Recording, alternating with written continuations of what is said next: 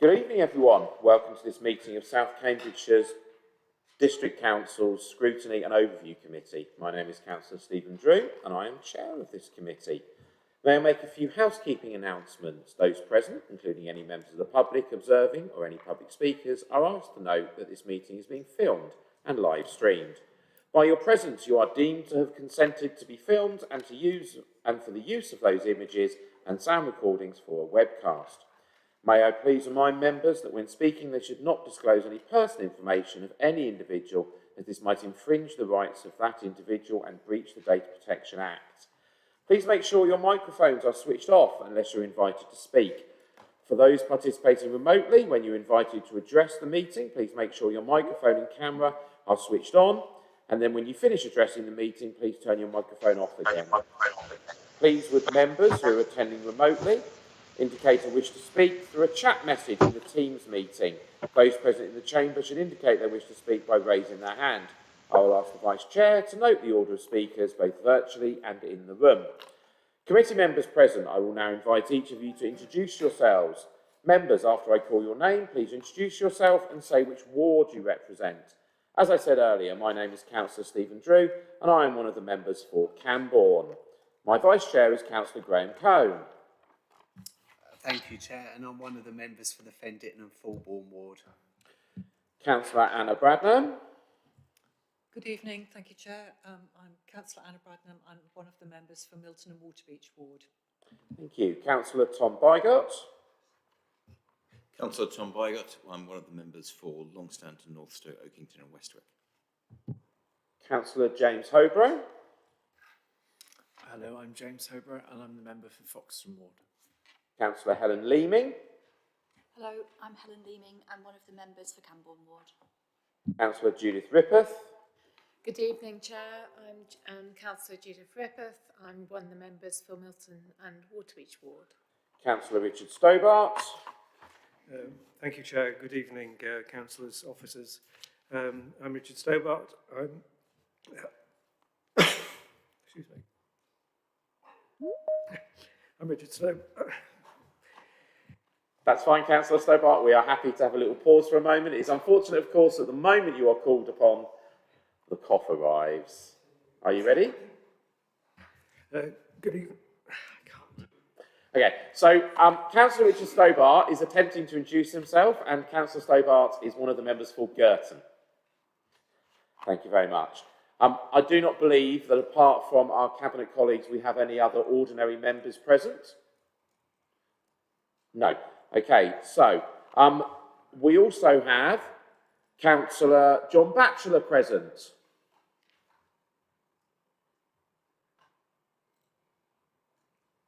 Evening. Yes, John Batchelor. I'm one of the two members for the Linton ward. Thank you. And Councillor Bill Handley. Yes, hello everybody. I'm Bill Handley, one of the members for the villages of Over and Willingham. And Councillor Brian Milnes. Evening everybody, Brian Milnes, one of the members for the Salton ward and Deputy Leader. Thank you. Councillor John Williams. Hello there, I'm John Williams. I'm one of the members for Fenditton and Fulbourn ward and I'm also the lead member for Resources.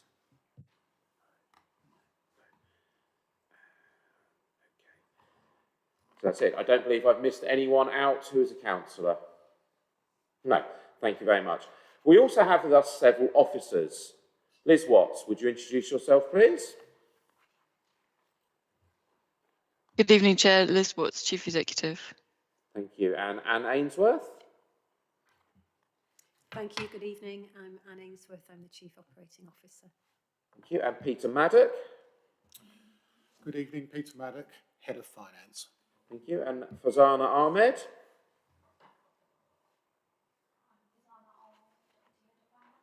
Thank you. And Peter Campbell? Hello, Peter Campbell, Head of Housing. Thank you very much. And Rory McKenna? Thank you, Chair. Good evening, members. Rory McKenna, Monitoring Officer for the Council. And Stephen Kelly? Good evening, Chair and members. Stephen Kelly, Joint Director of Planning. Thank you. Caroline Hunt. Yeah, we've got one there and one there. No. Alex Snelling-Day. Oh, good evening, Alex Snelling-Day, Waste Policy, Climate and Environment Team Manager. And John Hall. Good evening, John Hall, Service Manager for Environmental Health. Thank you. And Michael Parsons. No. And David Hill. No. And Ian Senior.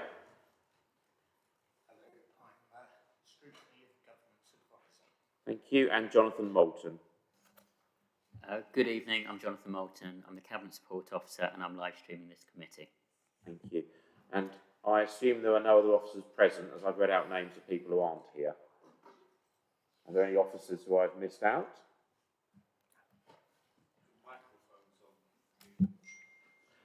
No. Okay. Yeah. Okay, and I also note that I now have the arrival of a number of extra Cabinet members and councillors. So what we'll do first of all is we will ask the councillors in the chamber to introduce themselves, and then we'll go to the Cabinet member who has joined us online. So, Councillor Sue Ellington. I'm Councillor Sue Ellington. Good evening all from Swavesey Ward. Thank you. Councillor Aidan van der Veer. Hello, I'm Councillor Aidan van der Veer. I represent the people of Barrington Ward. And Henry Batchelor. Evening, Chair. Other than being a few minutes late, I'm Councillor Henry Batchelor, one of the members for the Linton Ward and lead Cabinet Member for Environmental Services. Excellent. And I will just ask one more time if there is anybody else present in the meeting who, after that marathon introduction, I have not offered the chance to introduce themselves. If I have, please do so now. I believe I tried to introduce myself, but forgot to take myself off mute. So that's the first for the evening. Kevin Ledger, Senior Policy and Performance Officer. Thank you very much. Are there any other officers online who I haven't yet asked to introduce themselves? Yes, Chair. Good evening, Chair. Good evening, members. Jeff Membry, Head of Transformation, HR and Corporate Services. Okay, and anyone else? Hi, Heather Jones, Assistant Director for Planning and Building Quality. Thank you. And one more, I believe. One more. Thank you, Chair. Phil Bird, Corporate Programme Manager. Thank you. Excellent. And during that period of time, no further councillors have arrived, so I think we can genuinely finally move on from that bit. So thank you very much. Okay, Councillor Stobart, are you feeling okay now? I just wanted to check. Excellent, thank you very much. I believe the councillor by got very kindly got you a glass of water. So if we move on, please. I confirm this meeting is quorate, there being at least 4 scrutiny and overview members present here in the chamber. If at any time a member leaves the meeting, would they please make that fact known to me so it can be recorded in the minutes. And item 2 is apologies. Are there any apologies, Ian? Two apologies from committee members, Councillor Sally Ann Hart and Councillor Peter Fain, and also apologies from Councillor Bridget Smith and Councillor Toomey Hawkins. I believe that Councillor Libby Earle also apologised, Ian, is that correct? She didn't know whether she'd make it, so yes, okay, apologies. no, that's fine. I was just making sure I'd read my email correctly. Okay, thank you very much.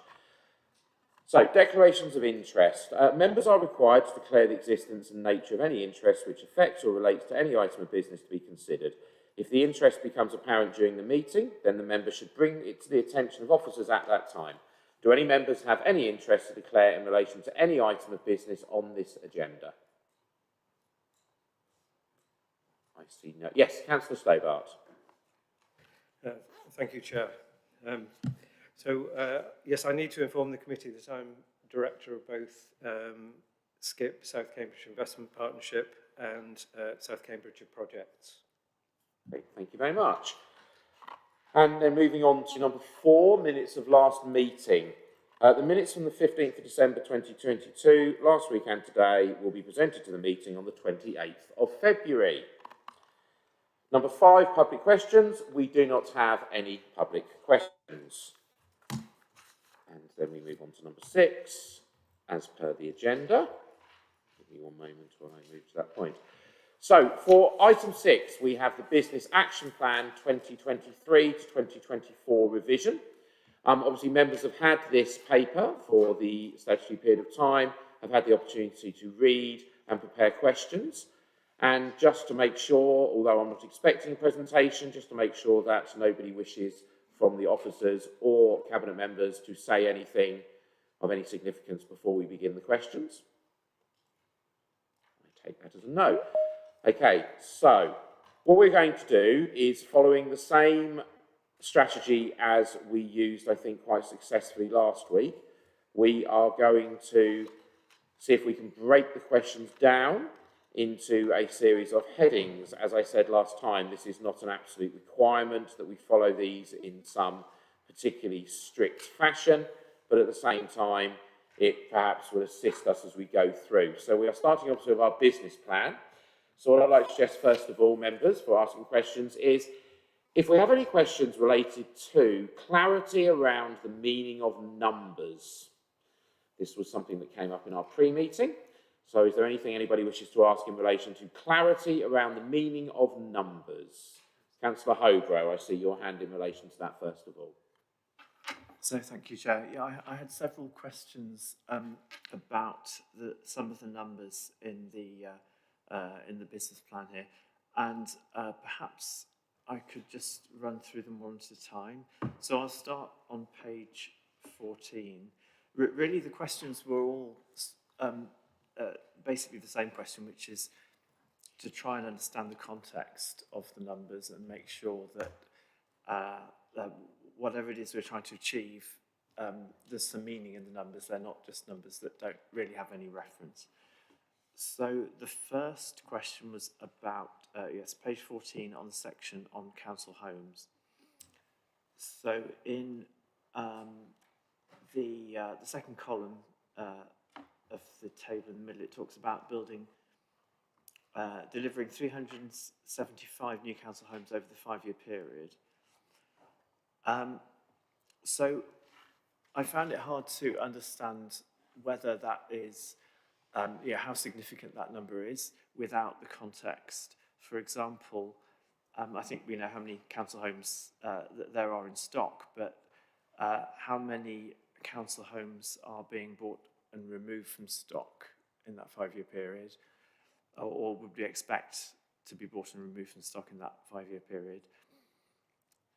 Doubling the rate from 2019 sounds like an ambitious target, but what numbers also do we have to assess the need for new council homes to be added to the stock? So I thought really some context was necessary to understand whether this is an ambitious target or a less ambitious target. That was the first question about numbers. If you have a number of questions at the moment, you're the only person who's asked in this category, and I think your question is going to be quite technical. What I might do is stop you after each question, give relevant person a chance to think, and then we can come back to each time, Councillor Hobro, if that's Absolutely. Okay. I think otherwise we risk having a number of very technical questions and not getting anywhere. What I'm planning to do here is, in the first instance, Councillor Milnes, is go to you as a deputy leader. I recognise you may well then go over to Councillor Williams, obviously as it comes under his kind of remit, or go to Councillor Batchelor, and then obviously if you wish to go to one of the officers, please do so. So Councillor Milnes in the first instance. I think we should go on housing numbers to Councillor Batchelor, who heads up that service. Councillor John Batchelor. Thank you. Can I just check which pages we're dealing with first, please? Sorry, it's page 4 of Appendix A. Page 4. Right, so the question is about the housing numbers then, yeah? Yes. So we are planning to build 375 houses, which are affordable, which are a mix of rent and shared ownership. That represents 75 houses per year. This is double the number per year that we're building compared to when we actually came into office. You appreciate that South Cambs doesn't own significant amounts of land, so the way that this works is through the Planning 106 system, that means that developers develop the land and then we bid in with other interested parties to buy the affordable elements of various developments. So the limitations are obviously the amount of money available and that the build should go on. So shall I stop there and see if Councillor Hambro wanted to, develop that further? Councillor Hobro? So thank you for the answer. I mean, one of my questions was how the rate of building relates to the rate at which council houses are being removed from the stock. Do we have any information on that? Right, I don't have the exact numbers in front of me. Peter Campbell might be able to help us on that. Right to buy has been a very significant issue in the past. Before right to buy, this council had nearly 10,000 houses that it managed. We're now about 5,700. But the right to buy has been running at about 20 or 30 a year, I think. But I see Peter is with us now. Perhaps he'd like to confirm that. So over the past 2 or 3 years, there has been an increase in council house numbers. The number that we built or acquired has indeed exceeded the numbers lost through the right to buy or by other means. And the growth has been about 25 or 30 per year. What I will endeavour to do is, and the actual figures are shown within the asset management strategy, what I'll endeavour to do following this meeting is to provide an update on those numbers and circulate those if that's acceptable. Councillor Hobro. Yes, that would be great. Thank you. Thank you. Councillor Hobro, do you have a second question? I do, yes. So this is also about numbers. So this takes us on to page 17 of Appendix A, or within Appendix A, and it was about the ambition for empty homes. So it talked about bringing 40 empty homes back into use. This is the third line in the table, objective number 6. And once again, I wondered what the context is here. Do we know how many empty homes there are, or do we have an estimate of how many empty homes there are? How ambitious is this goal compared with the size of the problem was really my question, because I couldn't really get that context from the numbers on the page. Okay. Councillor John Batchelor again.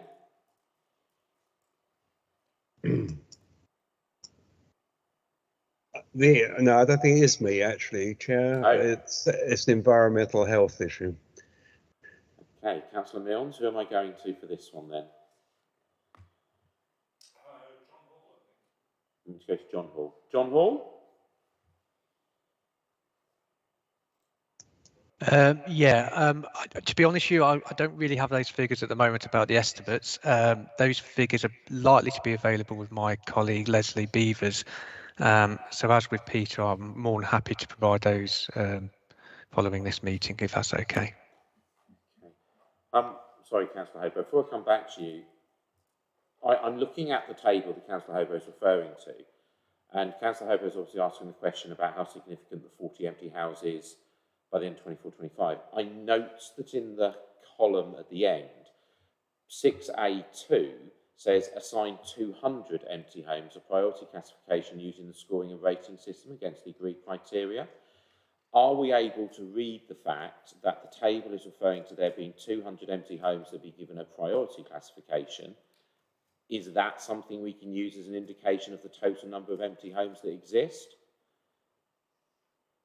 I'm not sure who is able to answer that question as a sub question to what Councillor Hoberose asked first. I see Councillor Milnes, and I also see Liz Watts' hand up. I'll go to you, Councillor Milnes, first. Yeah, I think Councillor Hoberose has brought up a very useful question. We've tried to extend the business action plan this year recently with the additional column, and I think he refers quite well to how we compare with previous years or what the total figures and so on. So I think there could be some work in terms of the next revision. This is a draft that we're looking at, and I can quite happily take that recommendation away and put it in the final published report. Thank you, Councillor Milnes. Liz Watts, did you want to come in as well? Nothing to add to what Councillor Milnes just said. Thank you. I think you both did hands up at the same time, so I thought, yeah, but obviously great minds thinking alike, as we would say in that moment. Wow. Councillor Hobo, let's go back to you. So thank you very much. I mean, I think that's a good way forward. And really it was just to understand the context, how big these numbers are compared with the actual issue of empty homes as a whole. So really my basic question is to make sure that's somehow conveyed in the report if possible. Thank you. Excellent. Do you have any no further questions at this point? No further questions at this point. Thank you. Okay, thank you. Councillor Bragnam. Thank you, Chair. I just wanted to, it suddenly popped into my mind, and it's simply to clarify something. This relates to empty homes, I think, in private ownership, and we developed a strategy, didn't we, to deal with how we were going to approach that, because obviously some are where the resident has deceased, sometimes they're rentals that are not currently rented out, and so we did have a strategy for that. So it was just kind of, this isn't council homes that are empty between lets, this is private homes in private ownership. Okay, fantastic, thank you. And if we just pause for a second, sorry, Councillor Layton, I'll come to you in a second.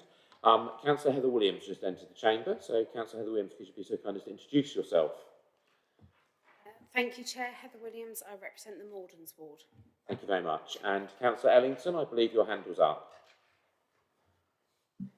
Well, while we're looking at the strategy, I have a question on page 12, where we're talking about under number 2C, I think it's 2C, or somewhere around there, creating 100 meaningful trading opportunities for small businesses.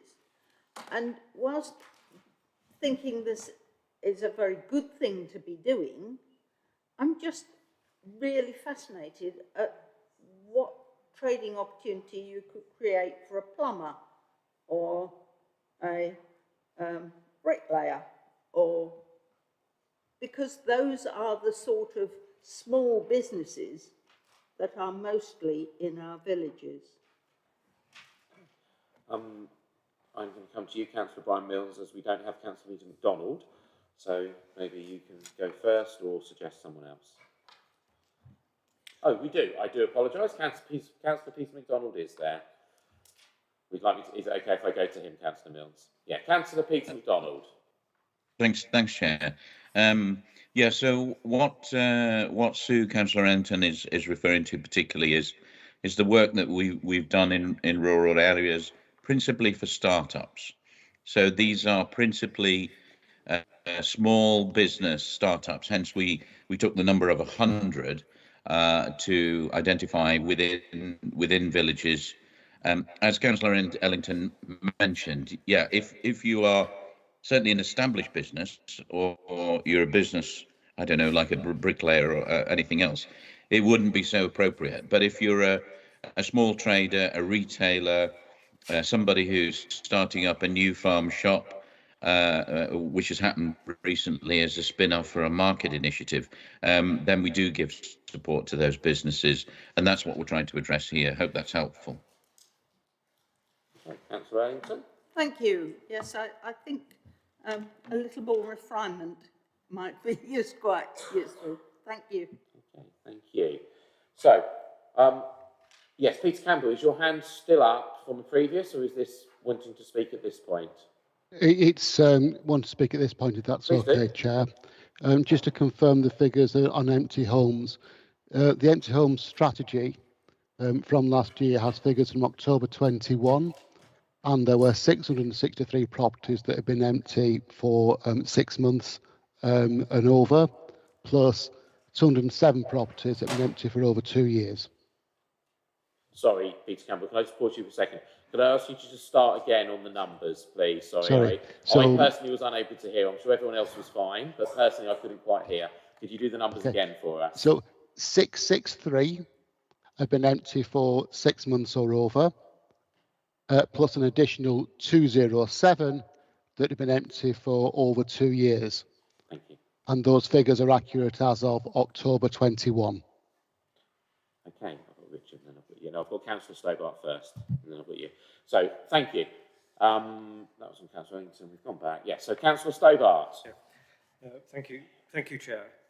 So, page 15, item 4, we will support energy efficiency improvements in private sector housing. So my first question was, how many households? So it is a numbers question, if you will. And it's an intriguing one. So in the expansion of the 2023-2024 objectives, there's a good degree of activity. But where does this sit? So it might be reasonable to suppose it's not building up to, say, a full passive house retrofit standard, but where does it fit on the spectrum of energy improvement? Secondly, is there wrapped up in this some attention to the overheating question, which I think stands in the shadows a little bit, but is still very important. And then gathering best practice, there's reference to establishing a private rented sector landlord forum. It's excellent for gathering best practice. That's part of something that could be much bigger and very helpful to future developments in the housing sector. So, those 3 questions. Councillor Milnes, who would you like me to go to? Yes, it's agenda page 15 and item 4, which is the second one in the table. Page 5 page 5 is the appendix. Yeah, page. Yeah. Sorry, page 5. Thank you. Yeah, sorry. Excuse me. That's fine. Let me just make sure I've got the right place. Thank you. That's fine. We have a number of quite complex questions at this stage, so I think if we pause for a few seconds each time, I really don't think that's a problem.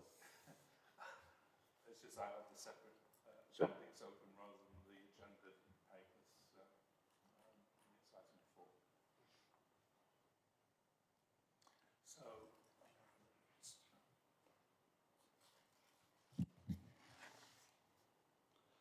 yes, I'm just refreshing myself to see whether I or one of the officers should deal with that. And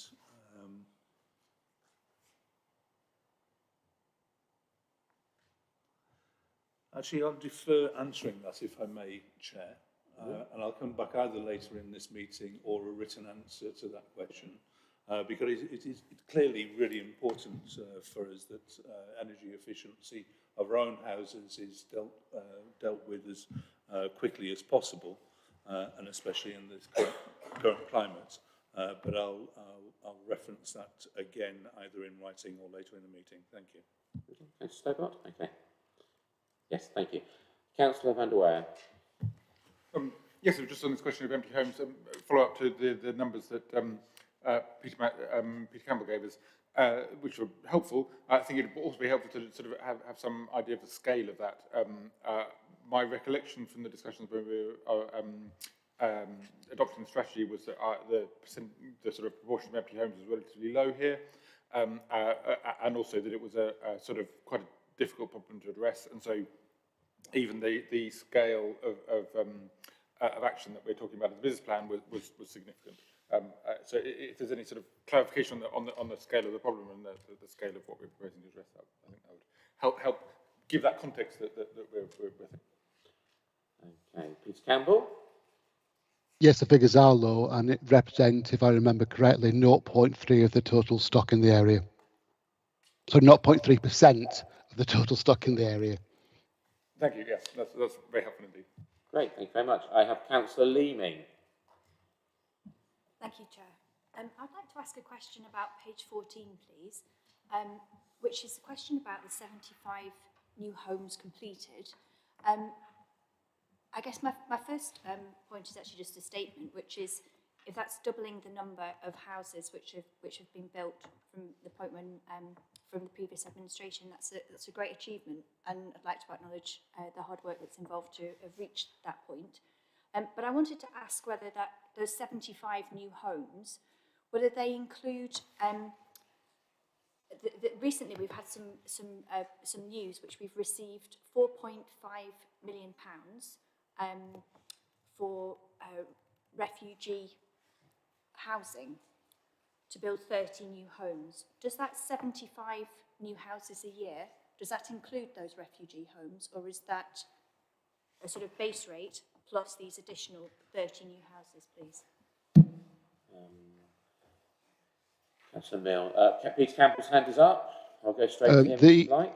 Yeah, yes. so the target was set before the new funding became available. So if funding's available, I think we'll be looking to do the 75 plus the 30. Although the refugee funding is so new, that's not been formally agreed yet. Thank you, Councillor Leeming.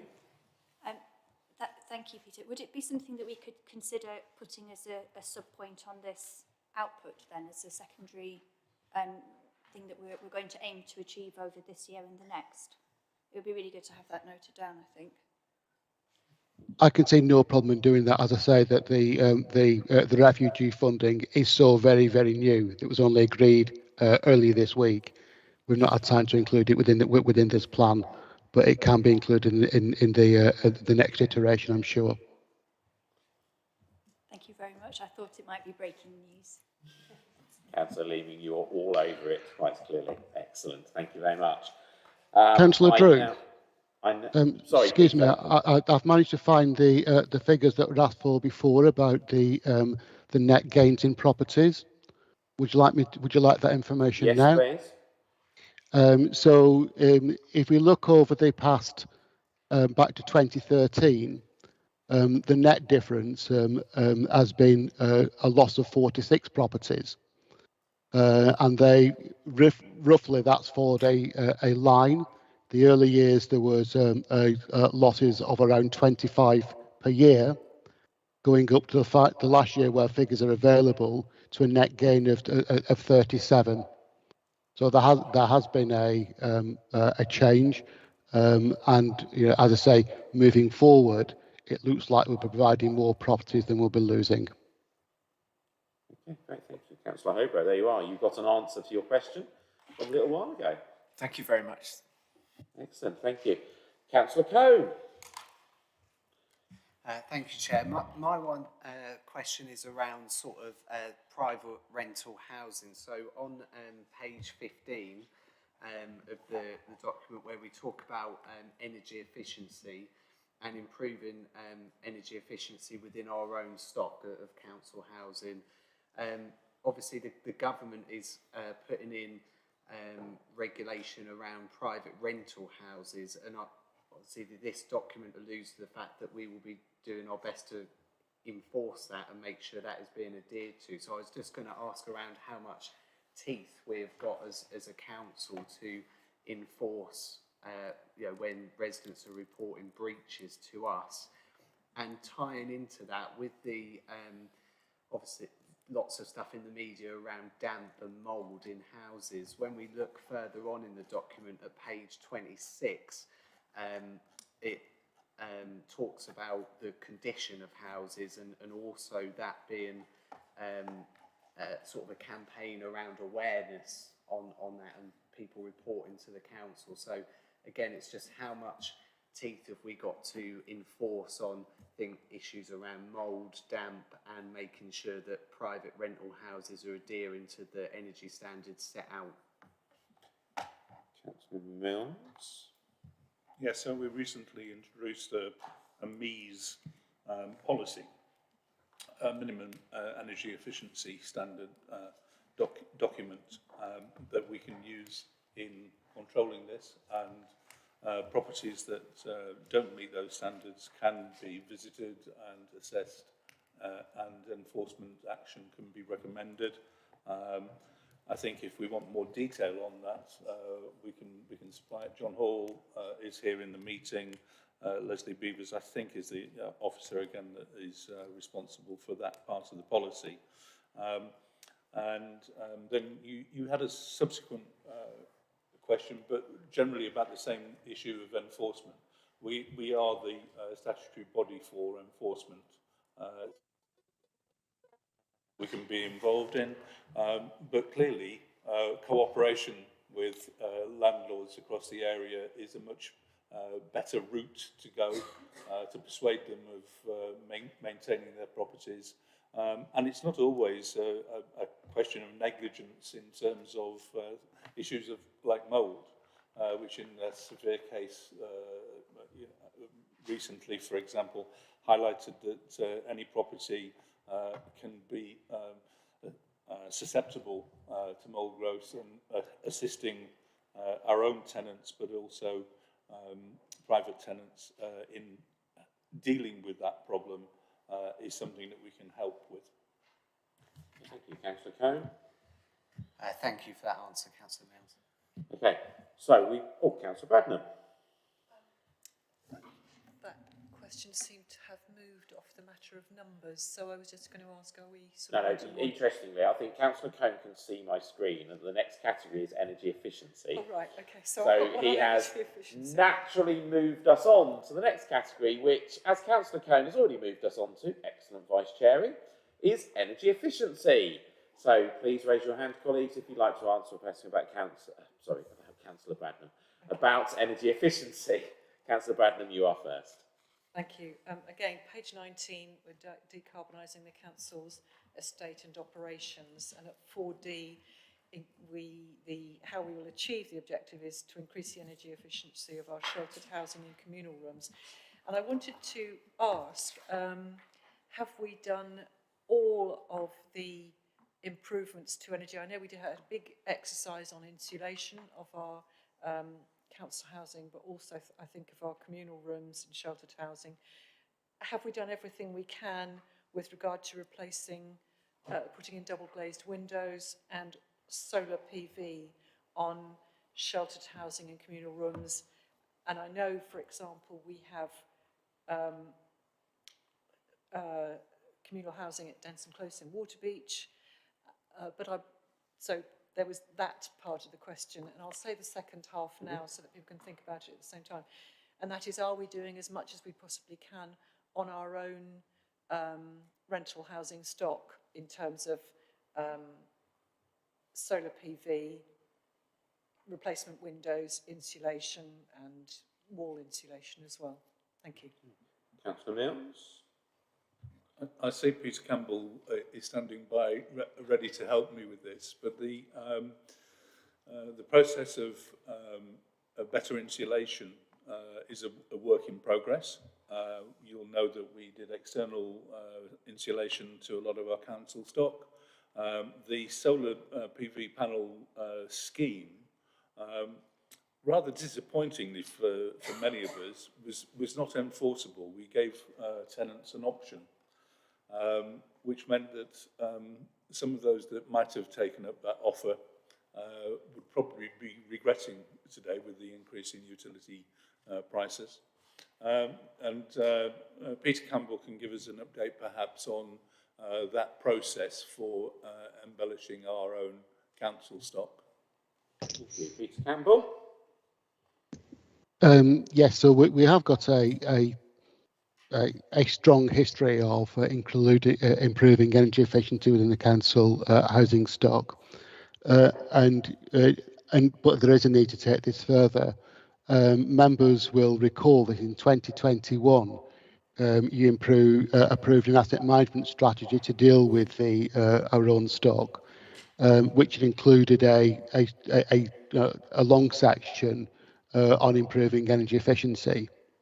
The first step of that is that we're going to be conducting a stock condition survey, hopefully of 100% of our stock, to identify where the work's needed, and to come up with a plan based on the data produced from that survey.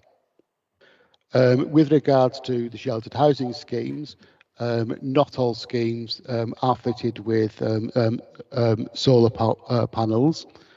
Some have not been suitable, but we are continue to look at those. So, for example, we're currently looking. We've currently commissioned the installation of a scheme at Elm Court, and we'll continue to be proactive at looking at solutions. Thank you very much. Councillor Bradman. Thank you. The reason I asked that, Peter, is because I had a quick look at the communal rooms and the council housing in my area just on Google Maps, which Google Earth, which might not be entirely up to date. But what I noticed is, as was common at the beginning of putting in solar panels, there are many properties which have solar panels on roofs if they have roofs facing south. But we haven't got many on roofs facing in other directions. And although obviously you get the best return from roofs facing south, actually you can get very good returns from roofs facing east, west, and even north. And in fact, they have the benefit of kicking in delivery of generation at the time when there's panels facing south or not. So they actually even out the grid a bit. And I just wondered whether that's why I asked, have we done everything we can? Because there are some of our properties that already have systems that we could perhaps consider putting solar panels on the other aspect roof, you know, that sort of thing. Thank you. Yeah, we've certainly not done everything that we can yet. And, you know, the amount of money that we're going to spend on our property to maintain them and to bring them to, you know, modern standards is substantial. So we have done the obvious, easy things to do, and what we need to do, you know, as part of our journey to net zero, is to start having, you know, a deeper analysis and a deeper understanding of what would improve each individual property, including sheltered housing schemes and communal areas. And I say, and that journey will start off with the condition survey, which will look at you know, the reality of each individual property. Okay, thank you very much. Councillor Hobro. Thank you, Chair. So this is a very closely related question, really, but it's about the same part of the action plan about improving energy efficiency of the council housing stock. So really, I wanted to voice strong support for this as the first and foremost measure in terms of because it has the win-win of really significant carbon reduction, but also reducing heating bills for tenants. And I wanted to check that that energy efficiency measures are actually at the top of our list of priorities, because of course there are many things that we could spend money on that relate to this, and also to try and understand how ambitious the target is. So the headline target here is to bring all council properties below a C EPC rating. So is that something that really is going as far as we can on this? Is it an easy ambition or a hard ambition, or and how, I suppose, how high is the priority of energy efficiency over the other measures that we're taking, if that makes sense as a question? Councillor Mills in the first instance, or another, or go to? Thank you, Chair. I think I'm quite happy to pass that on to Peter because he's operationally closer to the answer to the question. But certainly in terms of policy, then clearly energy efficiency in our own council stock is a priority. But like everything, budgets will have their place to pay. And I'm just very conscious that we've got very high escalation of prices in the supply chain. I myself went for a quote from the Solar Together programme that the County Council operates, which at the time I applied for it 2.5 years ago, offered me a complete system including batteries for £6,000. That same offer is roughly £4,000 more than that today. So the supply and demand equation is, and inflation is taking quite a toll on this. I don't know whether Peter wants to add anything to that. Peter Campbell. Only to say, I mean, we are taking energy efficiency and carbon reduction very seriously, but we've also got to balance that demand against the need to have housing stock that's otherwise well maintained and looked after. So it's we can't choose to do one over the other. These are both major pieces of work that need to take place at the same time, and indeed are complementary. So by setting a minimum energy efficiency standard EPC of a C is a challenging but realistic interim target for us on our overall route to net zero. Thank you. Councillor Hobart? Yes, I think that broadly answers my question, and I'm happy to leave it at that. Thank you. Very much. Councillor Stobart?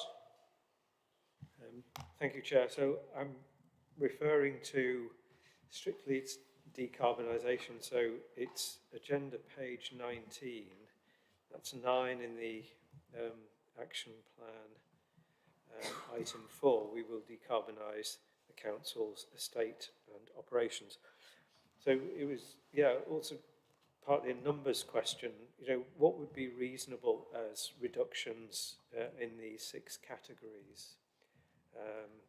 No, we don't want hostages to fortune, but on the other hand, to have a rough idea of, what is the reduction in carbon emission that's within scope for all of these areas, what would be ambitious and appropriate.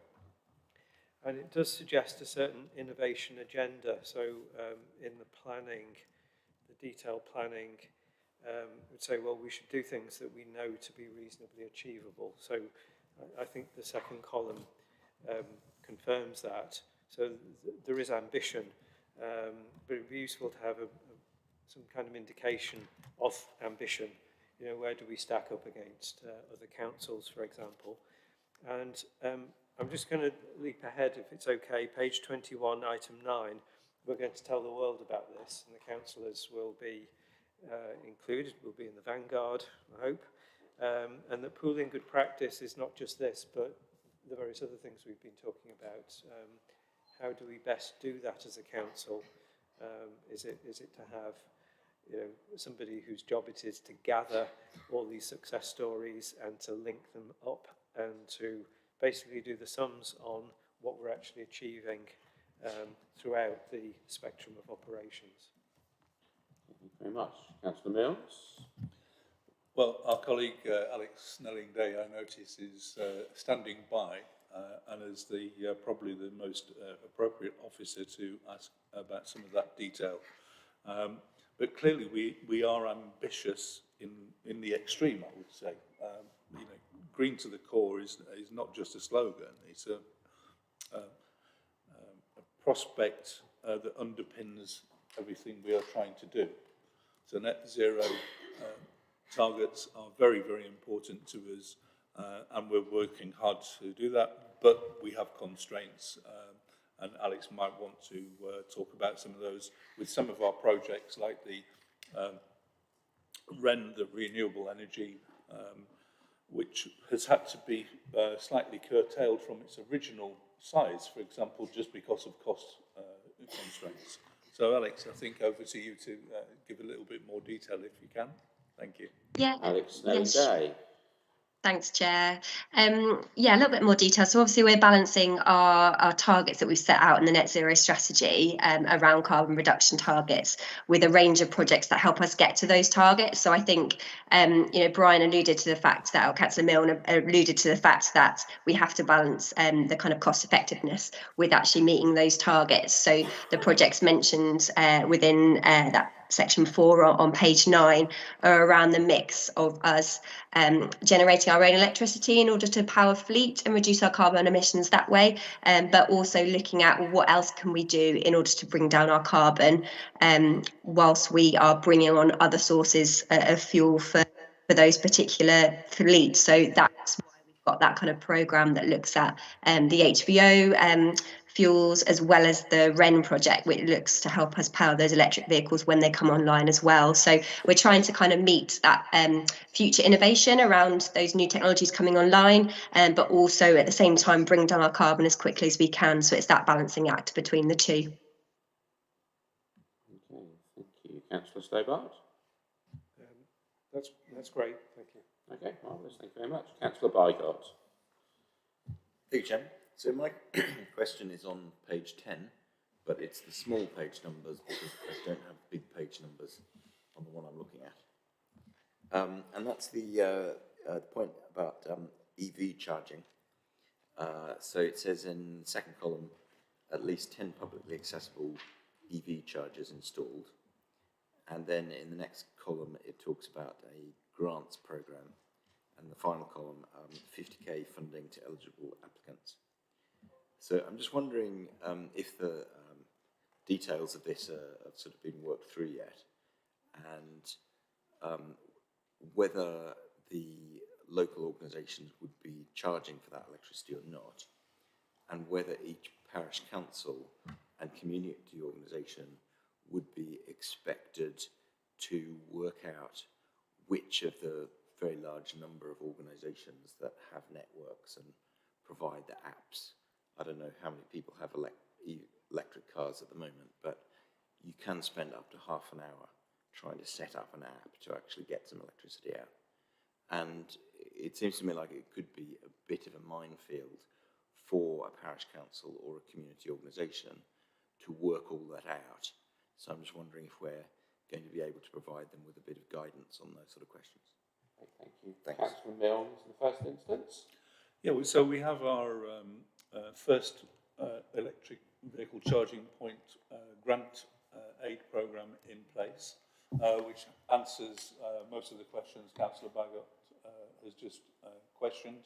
We have a supplier who will be able to set those things up so that you won't need particular expertise from the parish councils that we've offered or other community organisations who are unfamiliar with this.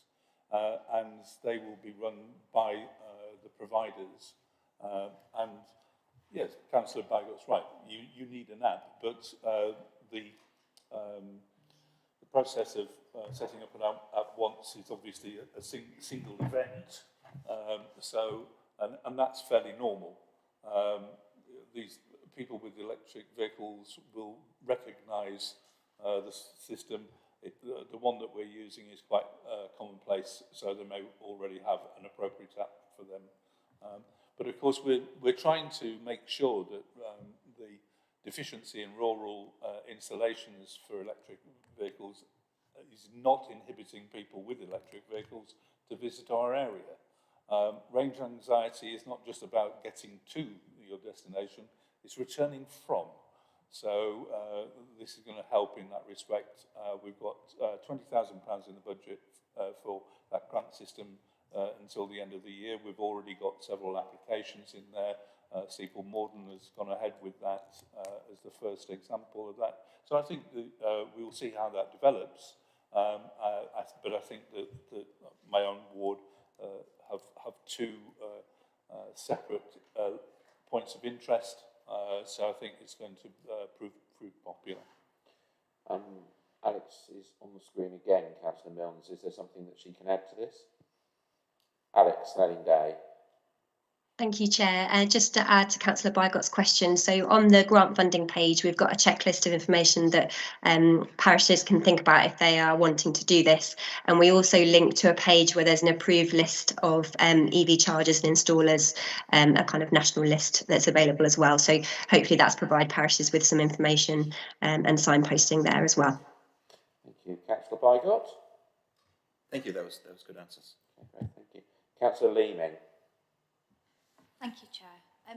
This is probably a question about my ignorance of this term, but on page 21, we have an ambition to secure bronze status as a carbon literate organisation. I just wondered whether someone could explain to me what that actually would mean. So, Councillor Milnes. I'm hoping that Alex will be able to answer that, because it's not something I'm familiar with. Well, she hasn't taken herself off the screen, so Alex. Thank you, Chair. Yes, so this is an external recognition for us as an organisation. Having that bronze status means we've trained senior members of staff in carbon literacy. So that's an explanation of what climate change is, or human impact climate change. So it's that external recognition that we've trained senior members of staff on an accredited course to do this. And then we're also going to roll that out to other members of staff and hopefully members as well. So it's that external recognition that we as an organisation take this issue seriously, and we've trained people accordingly. Councillor Leeming. Thank you for that answer, that's really helpful. Okay, and the last one at the moment on this list is Councillor Bradnam. Thank you, and that was actually related to what I was going to ask. I know at the County Council we have made available carbon literacy training for all members as well as staff, because at the County Council there's been a recognition that the responsibility for thinking about carbon reduction shouldn't just lie and be the responsibility of a small coterie of officers. And I don't mean that rudely. I mean, we have a very valuable group of officers who've been absolutely fundamental in bringing it forward, but the intention is to educate all of the members of staff so that everybody, whether they're in children or adult services or planning, we're all thinking, all of the staff are thinking about carbon literacy. So I was going to ask, is that carbon literacy training going to be rolled out to members as well as staff? And I'm very glad to hear that in due course it will be. So thank you. Are you happy for us to move on at that point? Yeah, I thought that was more of a comment. Councillor, I'll come back to, yeah, okay. Councillor Howbray. Thank you, Chair. I had a question which is also about page 21, but it's about waste management. Is this the appropriate time to ask that, or does that come later? You almost managed to do what Councillor Cone did last time, because waste management is next. However, Councillor Cone does just want to come back on the electric vehicle charging bit before we move on. So what we'll do is that we will then come to you on waste management and anyone else who raises their hand. Councillor Cone. Thank you, Chair. So my was just building on Councillor Bygot's point about electric charging points. I know some of my own parish councils have asked about the getting money back once the charging points are in situ. So they're, obviously the council is providing a grant, and the parish will put some money towards that electric charging point. But I think some parish councils are reluctant to make that investment until they know what costs they might recuperate over a period of time. And I know on the website there's not much information on recouping costs and how that will work through an operator. So I just wondered if you could expand on that for me. Councillor Milnes. So there are different models available, and Alex will fill that in. And one of the models is to do a gain or profit share on these schemes. But often this will be a question of upfront capital versus long-term revenue. And I think the options will be available there for those parishes that want to have a sort of long-term commitment to the scheme, prepared perhaps to invest more on a basis of doing profit share as they go forward. I think my suspicion is that at the outset, the parishes may want to do this on a low impact basis rather than worry too much about revenue and see how that works out. So I don't know if Alex has got anything to add to that as an answer. Alex Snelling-Day? Nothing of substance. I think Councillor Milne has covered that off. Different models. I think use that use that list of approved installers, have that discussion, find out what the back office system is, and be able to set the rate accordingly as the parish sees fit. Okay, Councillor Cone. Thank you for that answer. I think, I wondered if we could put some more information on the website about that, because I know parish councils have come back to me saying they've looked at the relevant page where I've sent them the link, and there just isn't the information on the different models, the operators, how they will recuperate costs if that is something that they are looking to do. So, yeah, thanks for that. Okay, great. So as we've already flagged from Councillor Hobro, it's issues with recycling, waste reduction and such like is our next category. So Councillor Hobro will be first. If anyone else wishes to speak, please catch Councillor Cone's eye. Councillor Hobro. Thank you very much, Chair. So my question was about the entry on page 21. So it's objective number 7, which says we will reduce consumption of resources and waste. And I wanted to ask about the two items in the second column there. So they say that we'd like to increase household recycling rates and reduce the residual waste in the district. And I'm assuming that residual waste means the black bin waste. Have I interpreted that correctly? Okay, that's good. So I believe it would be possible to meet both those objectives, but still be processing more and more waste overall. I'd like to suggest that perhaps we should consider having an ambition to reduce the total amount of waste that we process, on the basis that although recycling is better than not recycling, not producing the waste in the first place is better than having to recycle it. So I don't really see that ambition listed here in the business action plan. I'm assuming that there are lots of small ways, probably very dispersed ways in which we can, as a district council, have influence on the way in which, for example, single-use plastics are used in our district.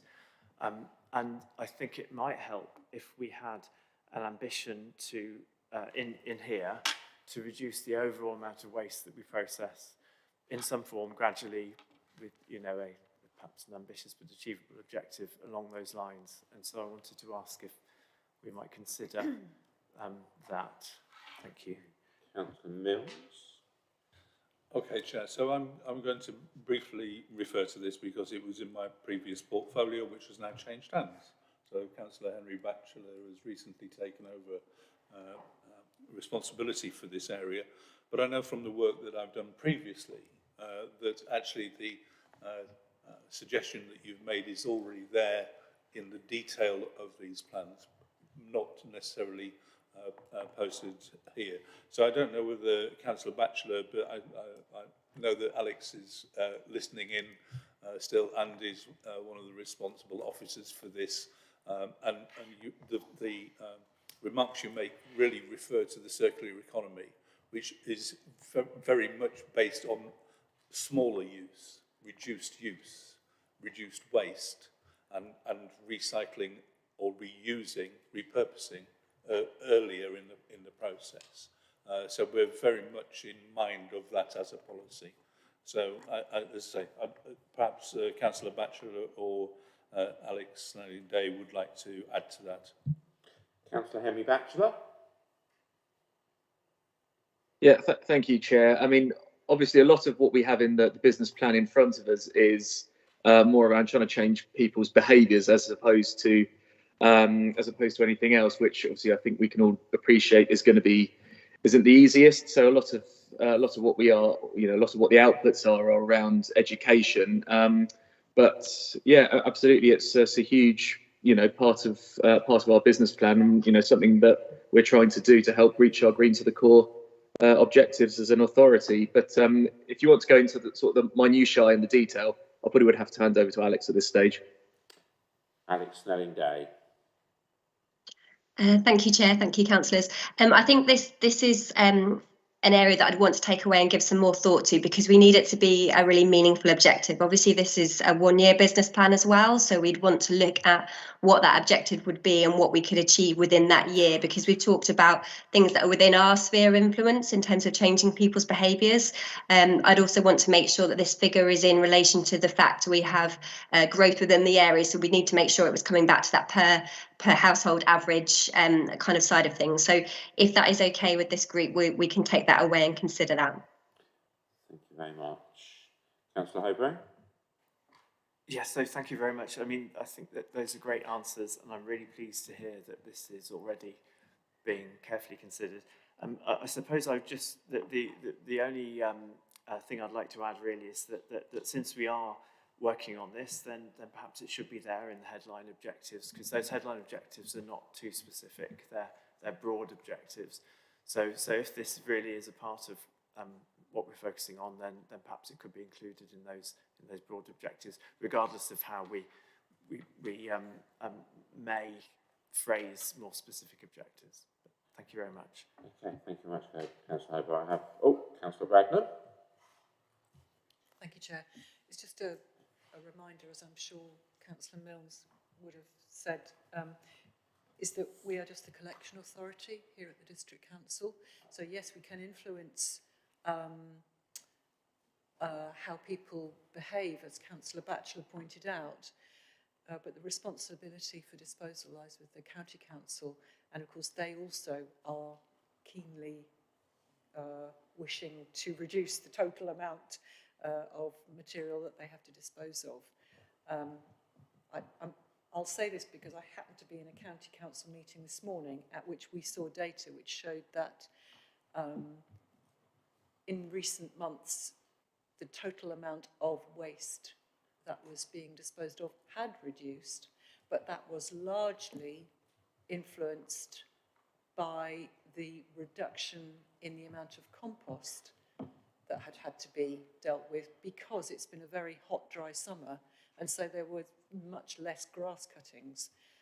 So, something like that can really influence the quantity of material that we're dealing with, that the County Council as a disposal authority is dealing with, and we can't, we don't have a way of influencing people in terms of that. It's just what happens because of climate, the weather.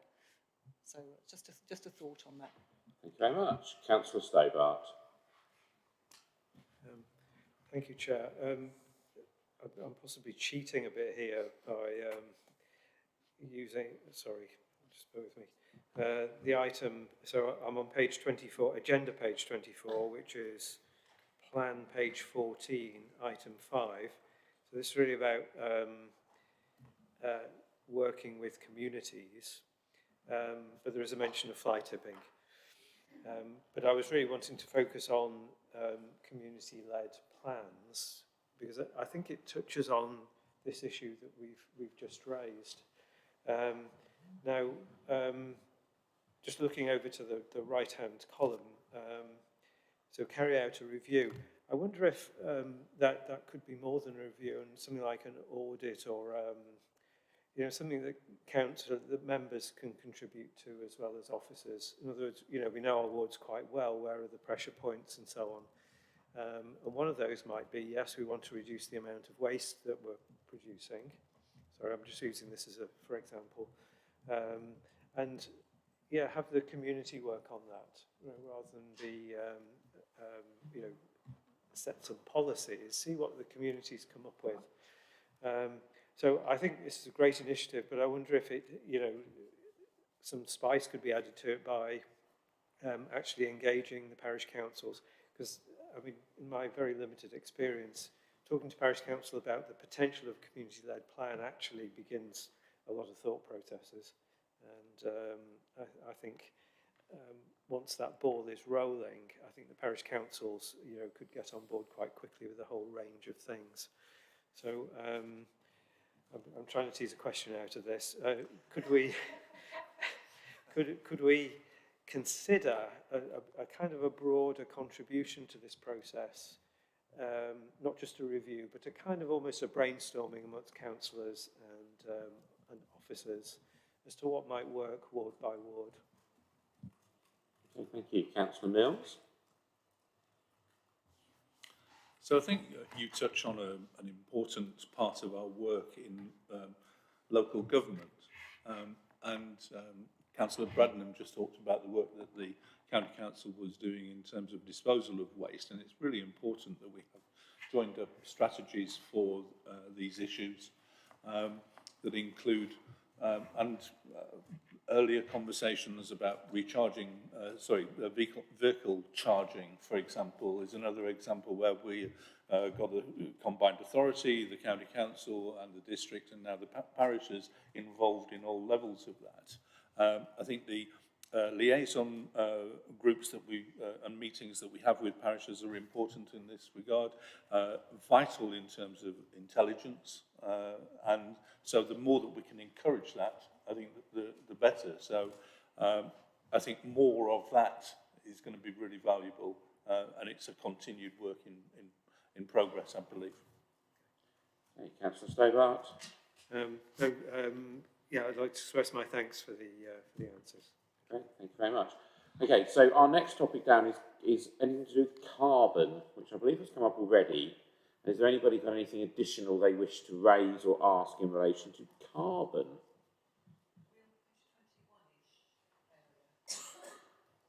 We're on the fourth of my list of topics.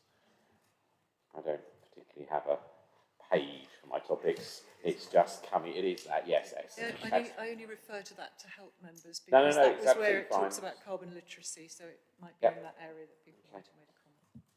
Is there anybody who wishes to ask anything like that hasn't been raised already? Councillor Ellington. This isn't about carbon. It's about page 27. 26.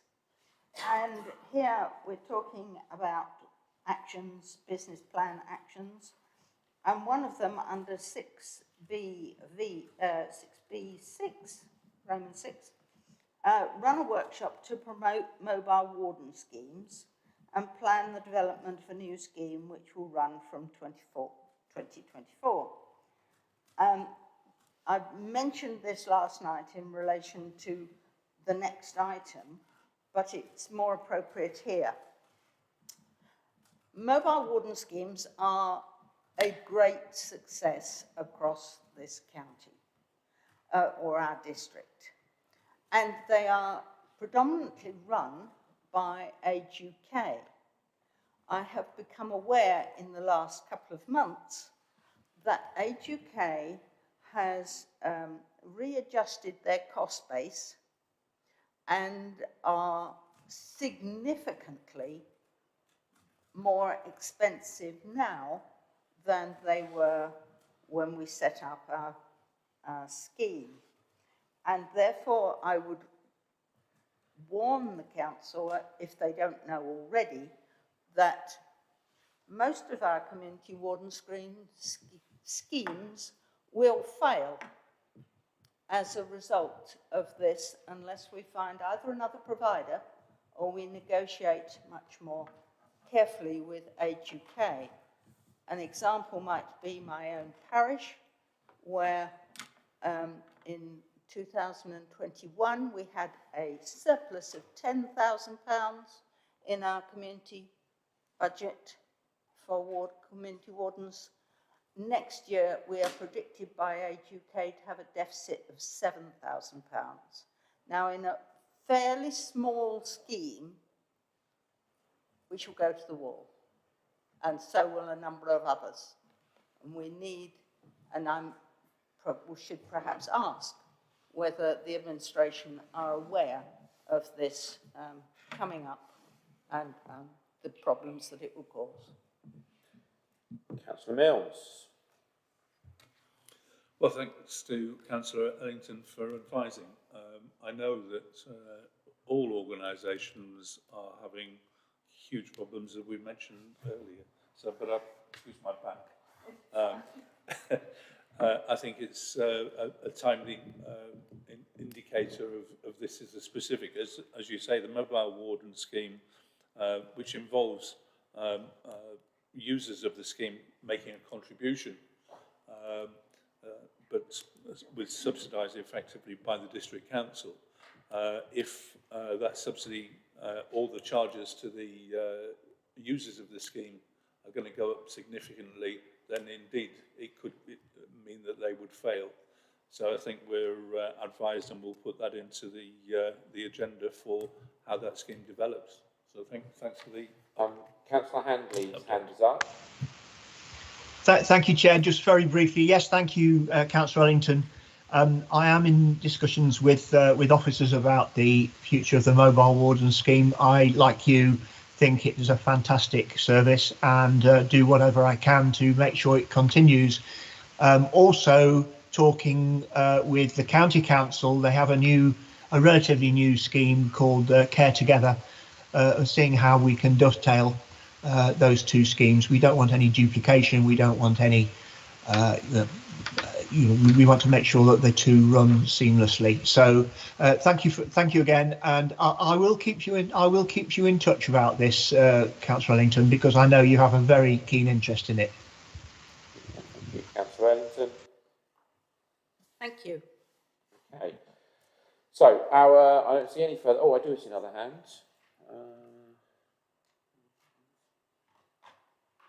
Yes, I can't see who it is. Oh no. Oh, it was Councillor Handley. Sorry, the hand was against participant 17, which was rather tricky for me to decide who it was, but I now see that it's gone. Okay, our next topic, Dan, is actually housing for refugees. Anything further on that? You dealt with that. Councillor Hobro, was that a hand? Councillor Hobro. Sorry, this is not a question on housing for refugees. It was an attempt to get in the last section, if that's okay. Yes, no, absolutely fine. You're still on carbon, yes? No, I thought we'd moved on from carbon to miscellaneous. No, okay, sorry. Okay, so... my question was about page 24. Okay, hold on. If I just pause you for a second. Yeah. What I want to do, I'll let you in a moment. Interestingly, Councillor Ellington went on community wardens, which was one of my later topics, so a bit like Councillor Cone did. She jumped us ahead, which is, well, no, it's absolutely fine. It means we're covering things. I've raised the housing for refugees, but I think that was then covered earlier in relation to the council houses. And I have one more topic on my list, and then I will just offer it open if it's okay at that point, Councillor Hobro. I have the topic down here, which obviously raised last night in relation to Camborne High Street, which I imagine is going to be Councillor Leeming. Yes. It is. As it's not going to be me, it must be you. Councillor Leeming. Thank you, Chair. So I'm relating this question to page 13, the point 5 on there. So whilst I absolutely agree it's essential that we bolster and support our existing high streets, with my Camborne ward hat on, I would like to ask if we could consider putting an additional output in this section in regards to supporting fledgling high streets and the vibrancy in commercial areas of our new development. So definitely I would like to see something that we could measure in terms of making progress with Camborne's High Street and also retail offerings in Northstowe. Okay, so the first thing to go to Councillor Milnes. I imagine we may end up with Councillor Hanley or Councillor MacDonald, but I'll start with you, Councillor Milnes. The High Street Prosperity Fund is definitely Councillor MacDonald's territory, so we'll let him answer that. But I know from personal experience this is a work in progress, and Catherine Southwood has been very helpful for us in Sawston in that respect already. So Peter MacDonald can give you some more information about that. Thank you. Councillor MacDonald. Thanks, Chair. I mean, probably 2 points to make. On the Shared Prosperity Fund, it is a 2-year programme going through to 2025. As Councillor Milne says, it is work in progress at the moment. So part of that work in progress is really identifying the criteria that we want to utilise to support high streets. And we're very, very open to considering, you know, very small high street developments. As she says, those that are fledgling developments, we're very, very open to that. And it's a good point to raise this because it's right at the start of the programme. Thanks. Okay. Councillor Leaming. Thank you, Councillor McDonald. Do you think we'd be able to put something in here then as a commitment to support fledgling retail and commercial offerings in our new towns? Yes, of course. I mean, it should be available in our new town developments as well as the existing ones. That would be fine. Please come and discuss with me or Catherine or some of the officers. Thank you very much. Okay, thank you, Councillor Leaming. At this point, are there any further questions related to the business plan that any councillors would like to raise under a sort of, shall we say, general topic at the end? Councillor Hobro, I'm going to come to you first because you kind of chipped in just before, and then, yeah, Councillor Hobro. Thank you, Chair. So this was a question about page 24, item number 4, about making it easier for customers to access and carry out transactions online. So I just wanted to make a comment that reading this, then there was no mention of our telephone service that we obviously is older than the online services that we offer, and make the comment that when I've received queries from residents about contacting the council and when they've had problems contacting the council, it's almost always been people who are trying to do so by telephone. Clearly, there are lots of reasons to move more services online. And I wondered if, but while we're doing that, then there are some people who won't be able to use those online services and will still be using the telephone. I wanted to make sure that built into our objectives here, we have the objective that our telephone support will remain good and will adequately serve the people who still need to use it.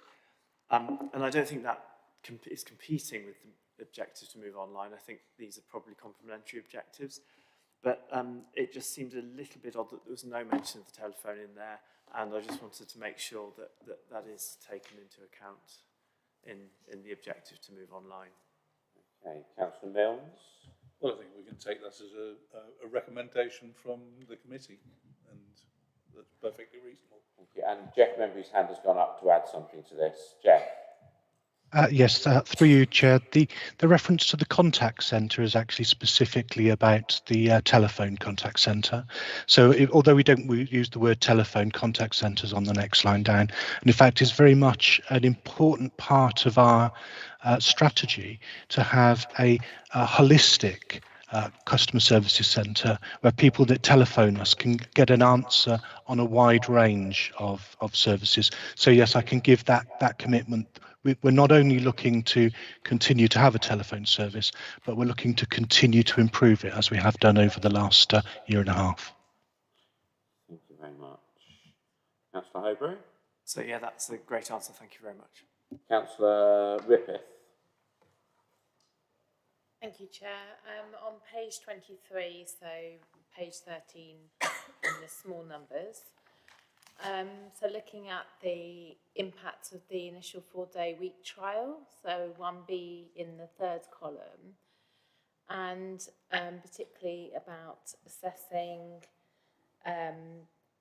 how that's working in a 3-month period, like how do you propose to assess the impact of the initial trial of the 4-day working week?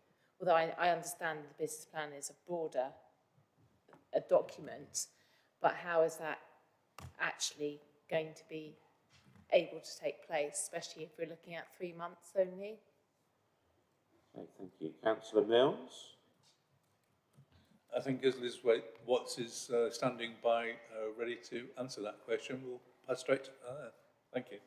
Liz Watts.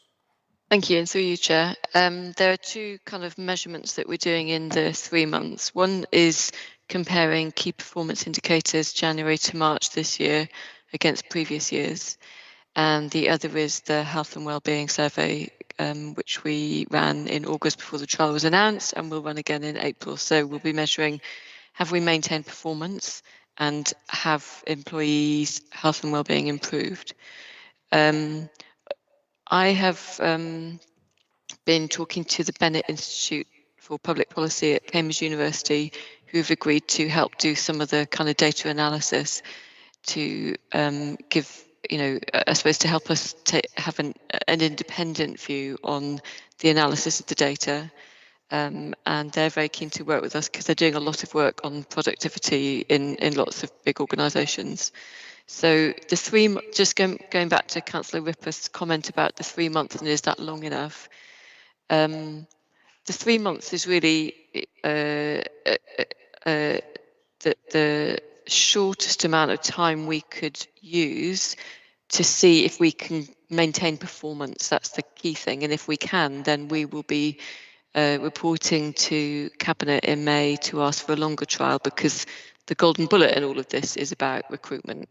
Can the 4-day week impact recruitment and retention? And obviously you can't really measure recruitment in 3 months. It's not a long enough period. So if performance is maintained and health and colleagues, report that their health and well-being is improved, then we will be looking to extend the trial. But obviously, the data from the first 3 months is really important.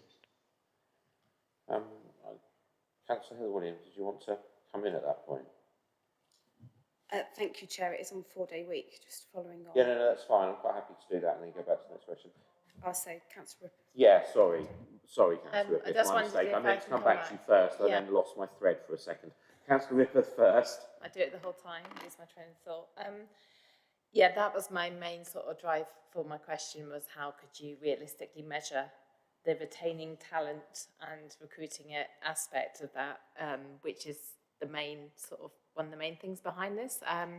But thanks, I think you've answered that. So basically, at least a year would be needed to begin to answer that question. Okay, thank you. Councillor Heather Williams. Thank you, Chair. I'd just like to double check that when there's opportunity for officers to feed back, that they are able to feed back if they are doing a 4-day week or they're still doing 5 just unofficially. So if there's some way to make sure, because then the performance figures wouldn't change, but they are working above the hours that you're expecting them to work, if that makes sense. So just to make sure that we're keeping regular track of who is actually having to go back into their 5th day. Liz Watts. Thank you, Chair. Yes, Councillor Williams, we're doing a weekly survey of all colleagues in the trial. And one of the questions is, are you managing to do your work in 4 days? So we will be able to track that over the 3 months of the trial.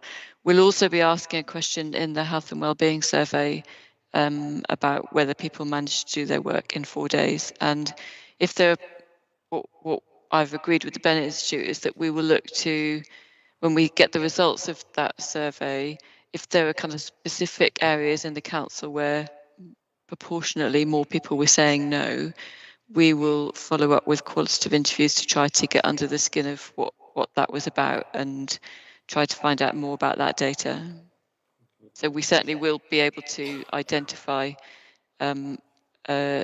that specific thing, Councillor Williams. Thank you. Councillor Heather Williams. Thank you. So long as there's some distinction, because my concern would be people would work longer or hours or an extra day, and so therefore productivity wouldn't falter, so it wouldn't show in the KPIs. So long as there's a way of distinguishing, I think that's important. Okay, thank you. I have 2 more remaining on this, and I think we are then done with the business plan. I have Councillor Leeming. Thank you, Chair. This is a very miscellaneous question. It relates to page 19. And it's to do with the wildflower meadows. It's very interesting that we're going to create 4 wildflower areas on sites located across the district. I wondered whether we knew where they were going to be, what the scale of these sites would be, and whether I could ask if we could use a native seed mix for these wildflowers, please. Councillor Mills. Sorry, I didn't mean to sound unsure that you could answer there. I shall say it again. Councillor Mills.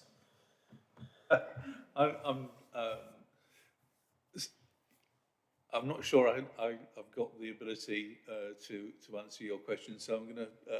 I notice Alex has appeared again, so I'm hoping that she's got a possible answer for you. Alex Snowing Day. Oh, hi there. Sorry, Chair.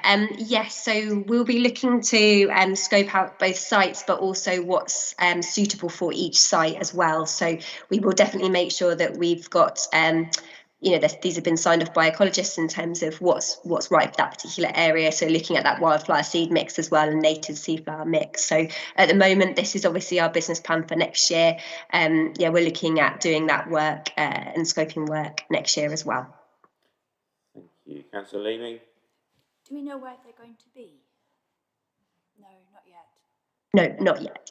And the size of this would be curtailed by where it was, I suppose. That's, yeah, I understand. Thank you. Yeah, thank you. And Councillor Bradnam. Thank you, Chair. My question is on page 25, big numbers, 15 of the little numbers.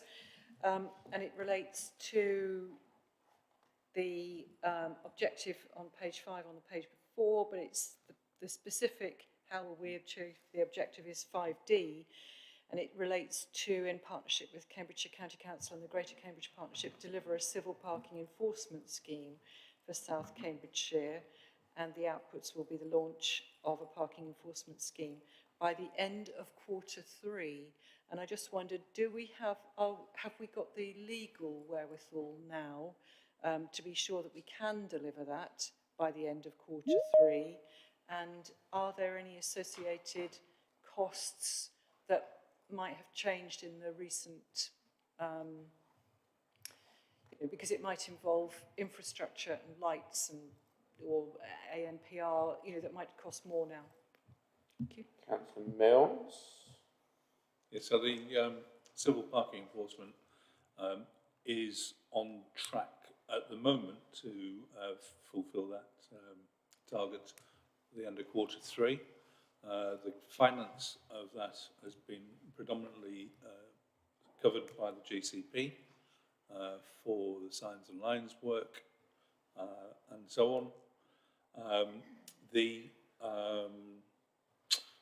process has to go to Parliament to get approved, so that may be a delay point, but we've tried to incorporate that potential in this timescale. So let's hope by the end of this calendar year we'll be able to have civil parking enforcement, which is a desire that is strong in our community. Sorry, when you say calendar, you mean 2023? Or, yeah. Okay. So, which is Q3. Okay. Q3 is municipal Q3, which is the end of the calendar year. It's just that the business plan covers to 24, doesn't it? I just wanted to check. Thank you. Okay. Right. And I have added my name as a last point. I want to go back to the question I was asked about the 4-day week. I'll come to you, Councillor Mills, in the first instance, and you may then defer to Liz Watts. In the answer that Liz Watts gave, she referred to the fact that the trial for the 4-day week is January, February, March, yes? And Liz then referred to the fact that there was an intention to report to Cabinet in May and to possibly ask for an extension to the trial. So what is going to happen in April until we get to the report to Cabinet in May? Will all staff be going back onto a 5-day week since the trial has come to an end and permission hasn't yet been sought to extend it? I think I'm going to go straight to Liz. Liz Watts. Thank you, Chair. So permission was sought in the Cabinet report in September when Cabinet signed off the 4-day week. that was one of the recommendations, that rather than go back to a 5-day week for potentially 6 weeks, that assuming that everything was working acceptably, you know, that we were planning to propose an extension, that we would continue through to the 15th of May. That was a specific recommendation to Cabinet in September last year.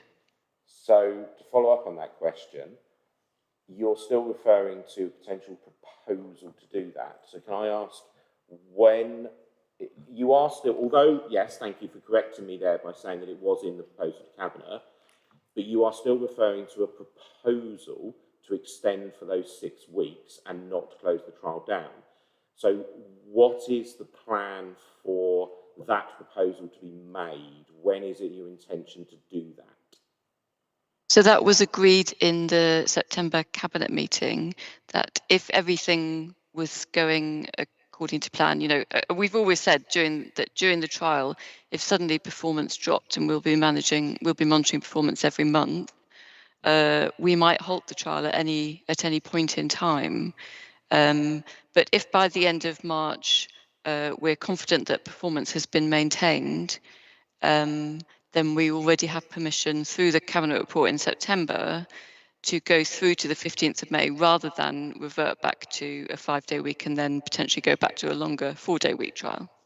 Okay, and will that be based on published data, or will that be based on your perception and the perception of senior officers of the success of the trial? And when I say perception, I don't mean that in a negative way. I'm just seeking to make sure that we know exactly what's going on here. Because obviously you've talked about the fact that there will be the KPI data, which will then be used to assess for May. But I'm just wondering, what is the formal process for the proposal to go beyond March within the terms of what you've already described, which was agreed back in December? September. So September, my apologies, September. That's okay.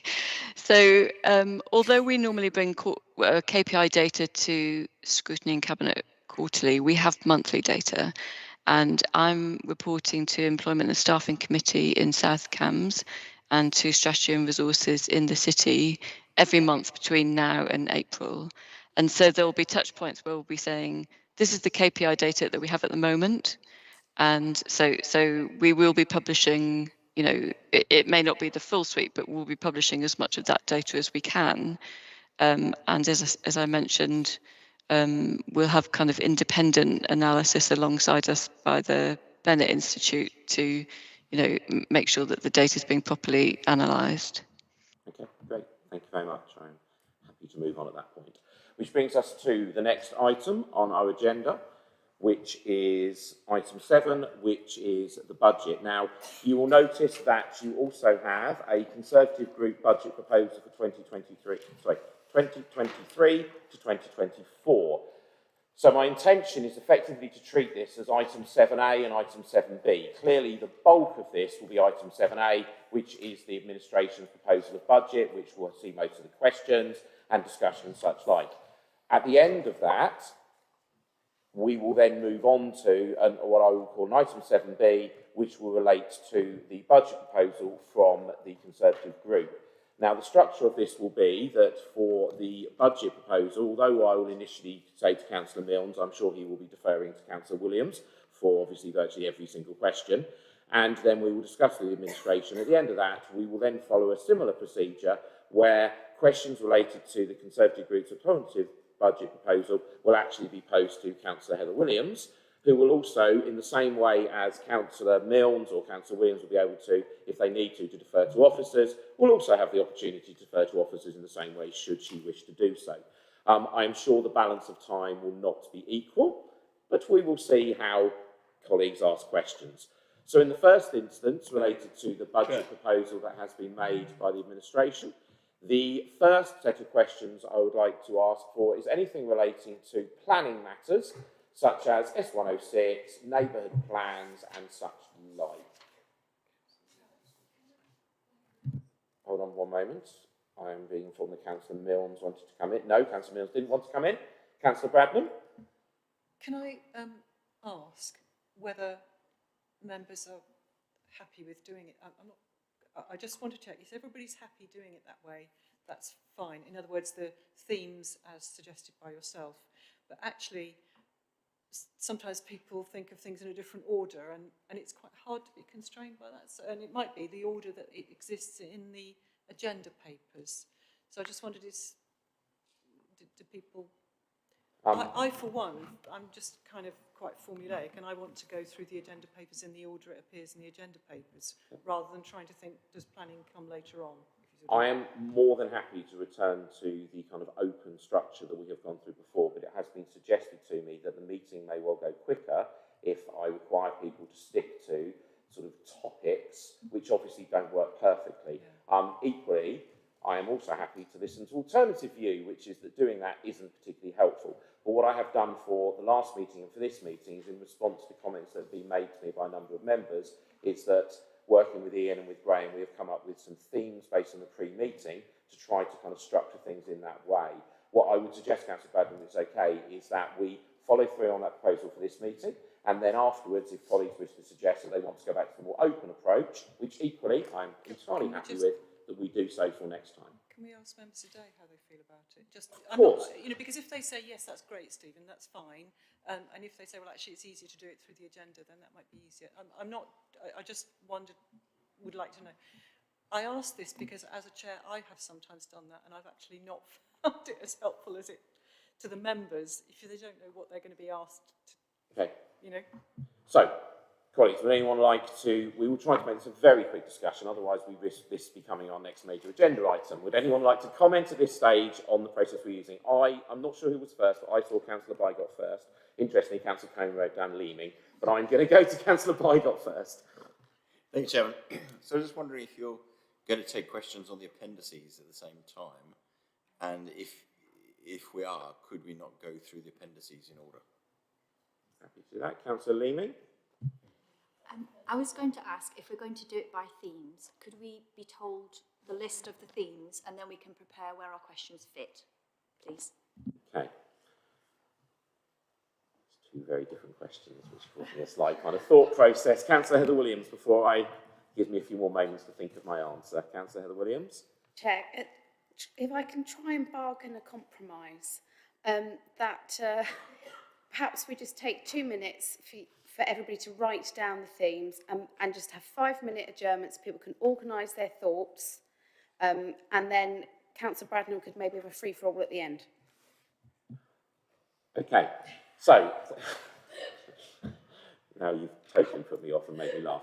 Okay, so the themes that have been suggested in conversation between myself and Ian with Graham is that the first theme would be planning, that the second theme would be grants, that the third theme would be greening of South Cambs Hall, then ambient noise, elections, arts and culture, and streets lighting. Well, yes. Okay, so. It's not a strict criteria. You know, if you go out, it doesn't matter. And Councillor Bygott has something to add at this point. Is there a miscellaneous category? There is always a miscellaneous category, which I believe occurs repeatedly throughout the process, whenever you choose to play it, and most definitely occurs at the end. Thank you.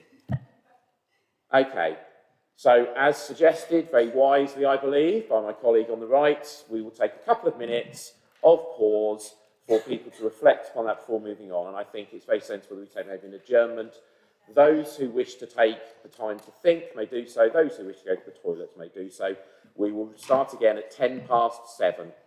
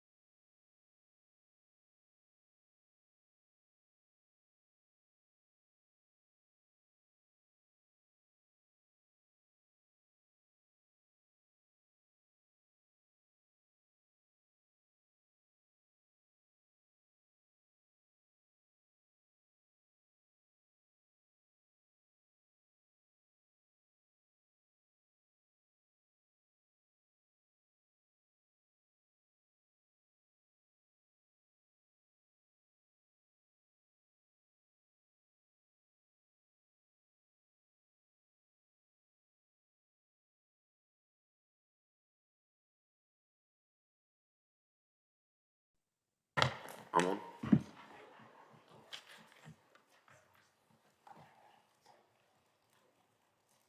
Yes? Sorry. Excellent. Okay, welcome back everyone to our Scrutiny Overview meeting on the 19th of January 2023. So, further conversation in relation to that, what I'm going to do is, as we talked about in terms of those themes, but what I'm also going to do is when I raise a theme, I'm going to ask Peter Maddox to point out to us which of the sections within the budget this in general specifically refers to, so that those officers who are responsible for those sections are aware, and also that Councillor Williams is aware as well. I had a conversation with Councillor Milnes, who has suggested to me that I go to Councillor John Williams in the first instance each time, which I expected him to say, but I'm glad I've had confirmed. So therefore, we have questions related to planning as our first issue. So, Peter Maddox, can you tell us which section of the papers generally we are looking at for planning? So that will be pages 77 to 84 of the pack. Okay, thank you. So, if you wish to ask a question in relation to this, please can you raise your hand? I have Councillor Stobart first, then Councillor Bygott. Councillor Stobart. Thank you, Chair. My particular set of questions relate to agenda page 81, which is, I can't find a small number, so it's page 81 under planning delivery. So I'd looked at three entries: the planning performance agreement, S106 administration, section 106 administration, and strategic sites. And this was, or the question I was going to pose was a general one about planning performance agreement. Just what did it actually mean? It's a small item, but then I wanted to continue with section 106 administration being the next thing on the list. Why is that apparently shrinking? There is an explanation, but at a time when, you know, section 106 should be busy with our strategic sites, there is actually a reduction in the proposed budget. And then perhaps a similar comment against strategic sites. And again, a little explanation as to how that budget is used, but why at a time when, in a sense, our strategic sites are very busy, is that budget falling? Thank you. Councillor John Williams. Thank you, Chair. I'll ask Stephen to respond to this. I mean, the income we get from Section 106 agreements very much depends upon the agreement that, you know, the conditions of the agreement, and a lot of them are linked to the delivery of an occupation of housing. And I think we've seen a slow up in that. Also, it is very much linked to the major sites because of changes in government planning policy over the past few years. You know, Section 106 agreements on small sites have virtually dried up. So I'll ask Stephen to respond to this, but I assume it's because we're not getting the building rate that we originally expected. Stephen Kelly. Thank you, Chair. Well, this actually relates to some of the modernisation work that we've been doing in the planning service, seeking to recover more of the cost of administering the development process from the development industry itself.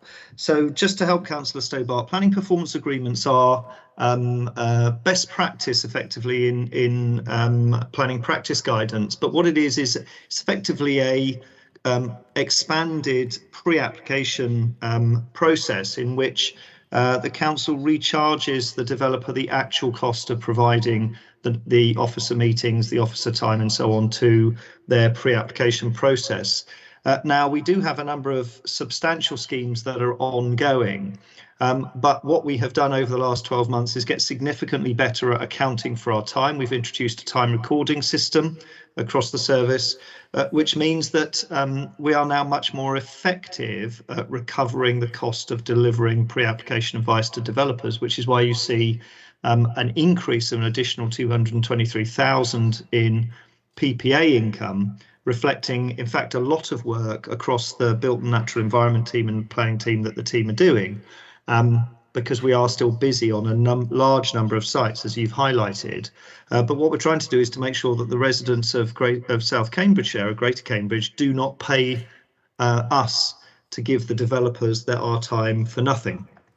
And so the reduced cost effectively is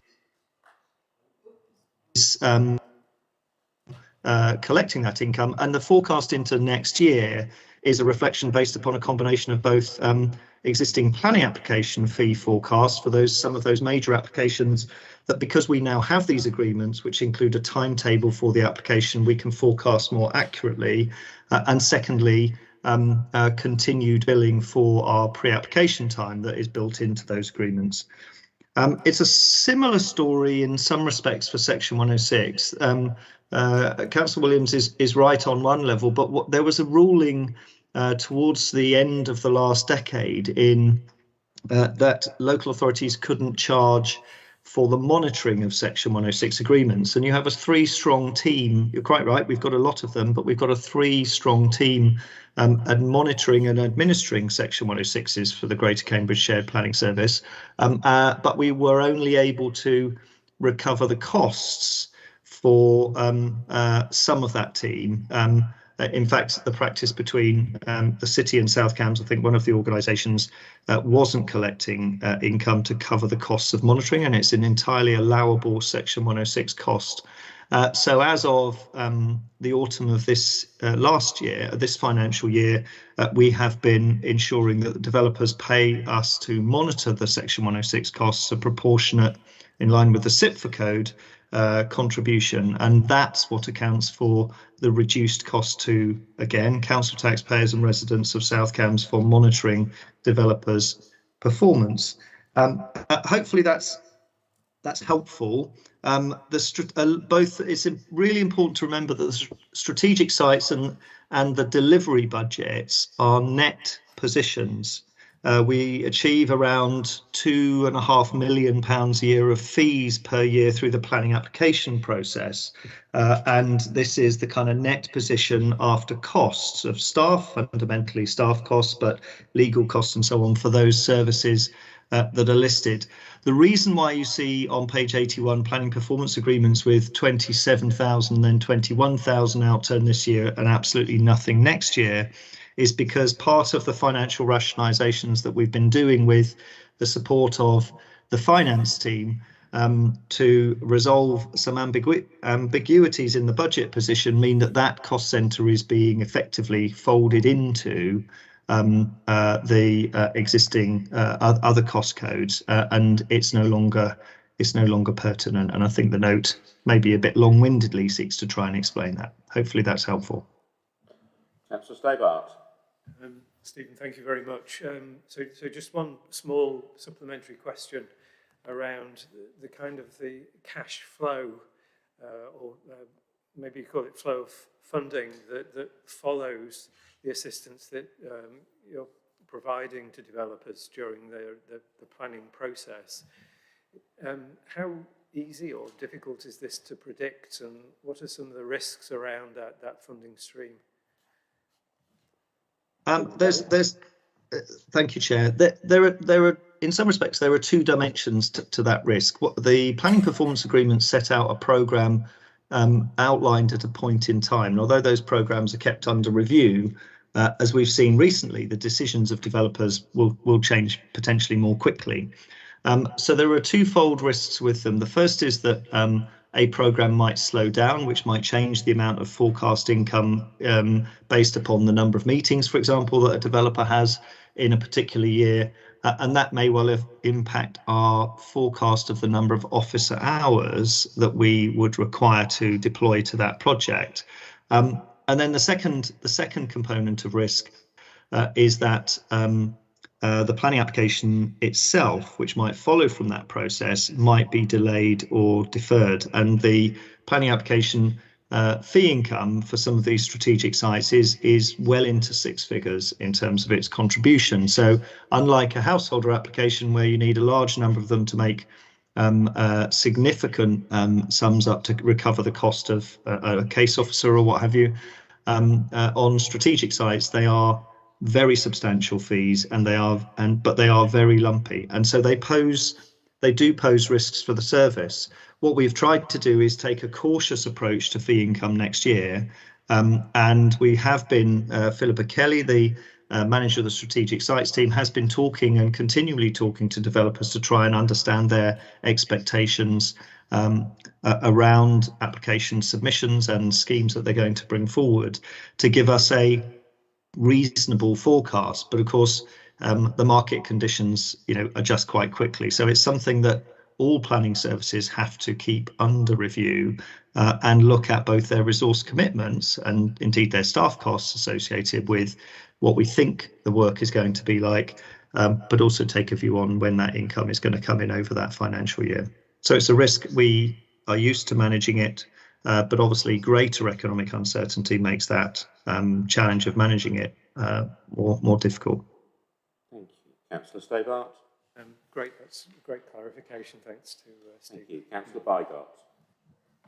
Thank you, Chairman. So apologies, I don't actually have any page numbers at all this time, either the big numbers or the small numbers. It's a planning question, but it's the line item I'm interested in is actually on the housing revenue account on Appendix 8. It's 6 of 14 in my PDF page numbers.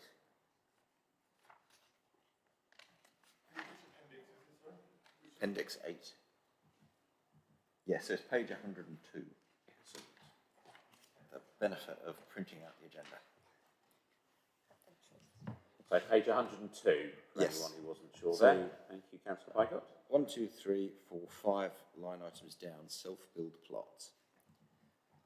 This project, preparing plots of HRA for sale as self-build plots, has ended. So I'm just wondering, is this just a housing, an HRA project that's ended? And are we still doing self-build plots from in the planning service? And if so, what are the arrangements? Councillor John Williams. Thank you. I think trying to think who this could be. I assume it's Peter, I should think. But can I say that no, we haven't finished. We haven't stopped providing self-build plots, because you will find in the application that will be coming to planning for the houses across the road here that there are 3 plots available for self-build in that application. So we haven't stopped off. What we have found though is very difficult to to find people willing to take on these plots, and that's been the problem. Although we've had people register, we have found over the years that when plots do come up, that the people who registered aren't able to take them on. But I don't believe we have stopped providing self-build plots. Peter will be able to. Thank you. Peter Campbell. Yeah, so the specific project that's ended was a project within the HRA, which was set up before the time when the councils couldn't do self-build, building ourselves, to identify plots, to gain planning permission, and to sell the plots on. With hindsight, it looks like the number of plots that were available was overestimated, and there was a very slow flow through, and most of the people who were expressing an interest were in fact not true self-builders, but small-scale developers who wanted to develop properties for sale. So a decision was made by Cabinet in towards the end of last year, I believe, to stop the project. So mean, I could pass over to Stephen, but I think he can answer this bit as well. So there is the council through the planning service does still maintain a list of self-build plots, and people can register to receive that. Okay, thank you. Stephen Kelly, do you have something to add on this? I don't think so in relation to the budget. Obviously, self-build is a form of housing, but it's a planning matter. It's not it has no budget implications for us. Okay, thank you. Sorry, I misunderstood what was said. Councillor Bygart. Thanks, Chairman. So I was quite interested to hear that there's insufficient demand for self-builders. Given that sort of nationwide, there's thought to be a very great shortage. So I subscribe to a website called Plot Browser, and they send out sort of updates that say, you know, there's 0.02 of an acre available in Northumberland, or there's a site for a static caravan in Cornwall, and huge numbers of people supposedly trying to look for things but have to go all the way to different parts of the country. So I'm just wondering how we go about advertising those plots. Councillor Milnes, were you wanting to continue? Yeah, thanks, Chair. Okay, so this did come up at a cabinet meeting, or an informal cabinet meeting more precisely, at the end of last year. And one of the issues that we have with this in terms of consideration of what we might do with some of the plots of land that we own ourselves, for example, there's a big issue over viability, and that's impacting the appetite for self-builders to take on sites where they may be smaller than normal developers would take. So there's a these are all components of that viability aspect that make the proposition less attractive. So we're working in that environment. Okay, great, thank you. Councillor Bygart? Thank you. Okay, and I have Peter Campbell's hand up, who I think is going to close off this. Oh, Peter, has your hand gone down now? Sorry, I was trying really hard to notice what was going on here because this item was coming quite large. Yeah, sorry. Did you want to add anything further? No, sorry, I forgot to lower it earlier. No, that's absolutely fine. Okay, and thank you, Councillor Bygart. I now have Councillor van der Weyer. Yeah, thank you very much. I wanted to ask about the sort of recharges to our partner in the shared planning service, and how that's sort of presented here, because I didn't quite follow it. I'll get to that. So this is, I mean, it's throughout the whole of the planning section, but page 78, the summary shows it clearly. If I've understood correctly, we get back from our partner 1.381 million, which would seem to represent just a little under half of the net cost of planning delivery and planning operations. That's development management, strategic sites, enforcement, and the sort of technical work. But there's also the strategy and economy. The local plan line does seem to be sort of split half and half, but there's also local policy and the built to natural environment, which is the major costs there. And so, I mean, just on the face of it, we are. I mean, yes, it's not clear how the costs, the overall cost are shared. If we're ending up with 6 million expenditure for our share of the planning service. You look like that didn't make a lot of sense, Chair, but hopefully it will to the councillors and officers. Okay, so I'll go to Councillor Williams first. Yeah, can I ask Stephen to respond to this? Yes, I suspected that may well be the answer, since the questioner suggested that his question was maybe definitely. Stephen Kelly, this one is now yours. Thank you, Chair. So the cost reimbursement, you'll see, in fact, that the that the issue in this case is that there's been an expectation of income from being paid from the city to South Cambridgeshire District Council in this financial year, and there's a gap in that, which we recognise will result in an overspend that is being reported in the city. The reason for the difference in the difference in cost is that under the shared service arrangements, there is an approach to the management of overheads that effectively means that the host authority is the fundamental authority charging the overhead, and the beneficiary authority is the authority that that generally pays a cost contribution after those overheads have been shared. It's quite complicated, I'm afraid to say, Chair, but essentially there is a shared services agreement that sets out the charging regime and the split and distribution of costs between the two organisations. The thing to remember is that although there is a shared service, there are more applications in South Cambridgeshire, significantly more applications in South Cambridgeshire than there are in the city. What we've aimed to do is, through the shared services agreement, come up with a proper apportionment based upon a review, in fact, conducted relatively recently, of the proportion of applications and the proportion of income from those applications that aligns to South Cambridgeshire and the city. When it comes to things like the local plan, there is a cost share, so 50-50. When it comes to management costs, so my costs and the management team, they are shared 50-50. But it probably isn't productive for the to run through all of the elements other than to say there is a shared services agreement, there is a shared services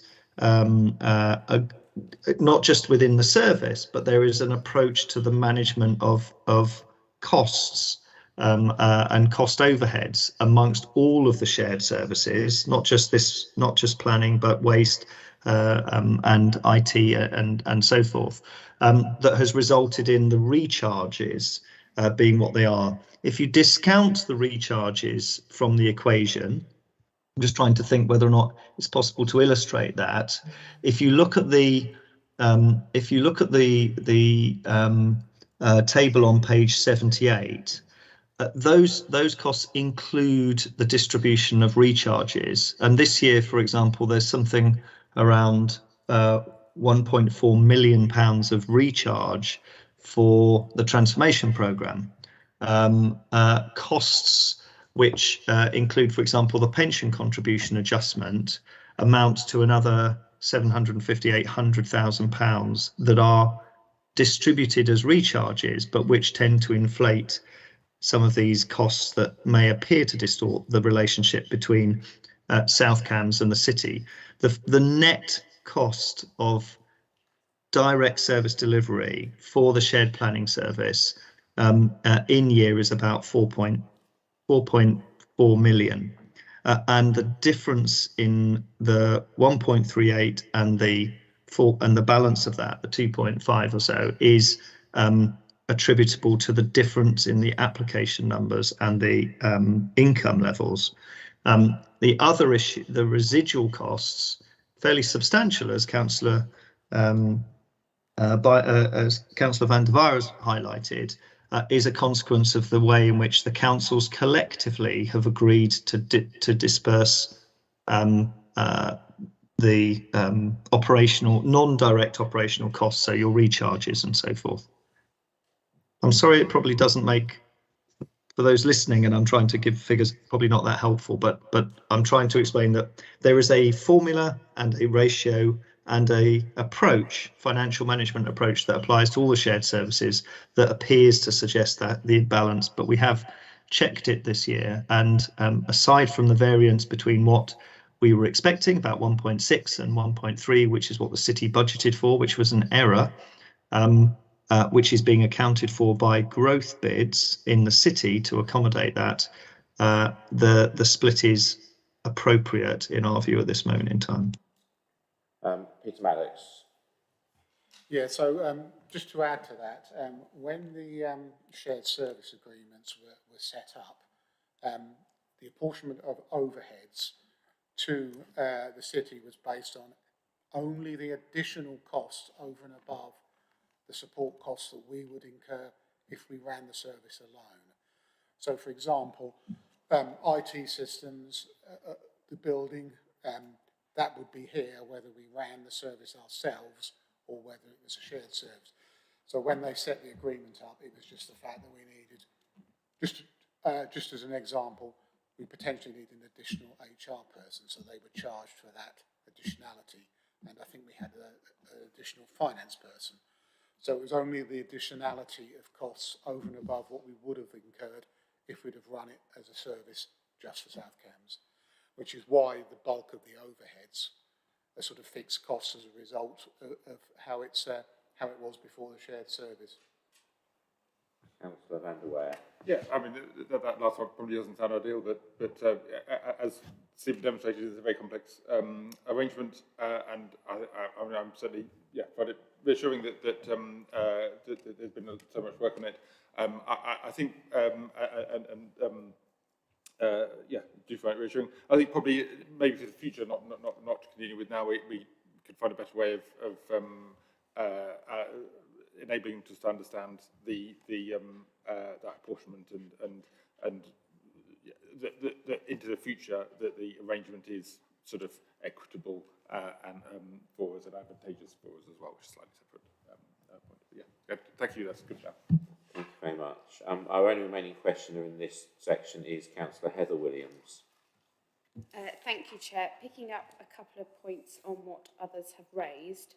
I will start with probably the more complex actually first, following Councillor Aidan van der Weyer on his questioning, because I think it's a valid question about, we have numerous shared services. So, for example, we're covering the overheads on one and perhaps City covering the overheads on the other.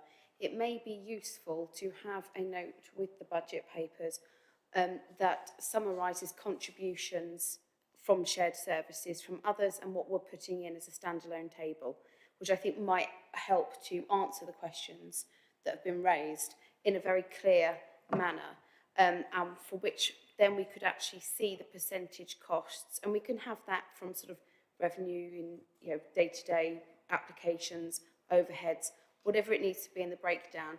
But a table of the shared services and the contributions made, I think, would be very helpful in identifying and making it clear the answer to those questions.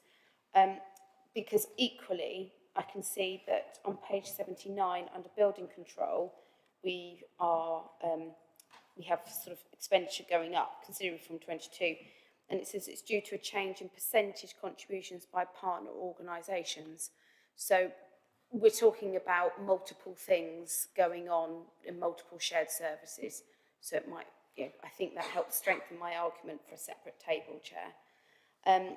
The other question I have is on page 81, and I just wanted to confirm, based on the response we heard from Councillor John Williams about not getting the build-out rates expected, and making sure that was my, from I was going to make you a councillor. God, it happened to Liz the other day, now it's happening to Stephen Kelly.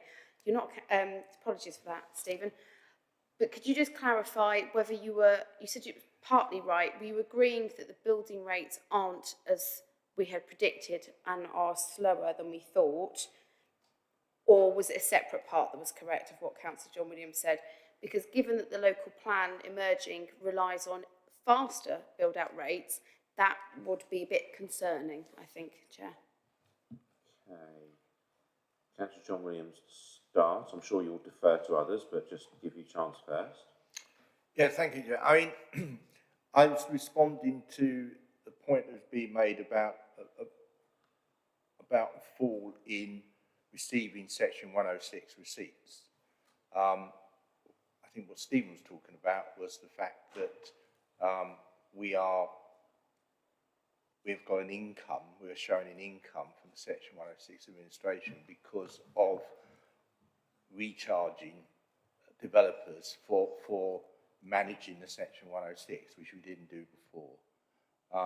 But I mean, it is clear that there is a slowing down in, we can see that there is a slowing down in build-out rates at the moment because of the economic situation and the shortages of tradespeople because of I have to say, Brexit. But, you know, I'm sure that that is a short-term problem. That Stephen will confirm that in the medium to long term, we do not expect, you know, the expectations of the local plan not to be met during the plan time period. Okay, Stephen Kelly. Thank you. Well, in some respects, when we look at overall housing delivery, we do tend to make some assumptions about the kind of economic cycles. By way of assurance, however, the council is over-delivering in terms of its housing target modestly. And at the last week's scrutiny meeting, I think you received the monitoring report. Cabinet's due to receive the monitoring report that will indicate that, and the last monitoring period, we slightly over-delivered about an extra 130 homes to target. But Councillor Williams is right. Both Councillor Williams are right in some respects, in that we're entering a challenging period for the development industry and the construction of further homes. But over the life cycle of a local plan, 15-year life cycle of a local plan, those economic cycles tend to balance out, in which we find periods above target delivery and periods below target delivery. But where is a, without wishing to indulge the committee's time on the local plan discussion, there is a delivery report that we have prepared that we referred to last week in this meeting, in which we are testing and seeking assurance about delivery rates to avoid a circumstance where we cannot meet the fulfilled identified need that we put forward in the plan. Thank you. Before I go back to Councillor Williams to comment, I'm just going to say, would anyone like to reference to the first bit that Councillor Heather Williams raised regarding the possibility of a additional table or such like, which showed the breakdown of information of contributions? Because just before I go to Councillor Williams, I'm sure she's going to say that hasn't been answered, so I'm just going to preempt that in my chair role.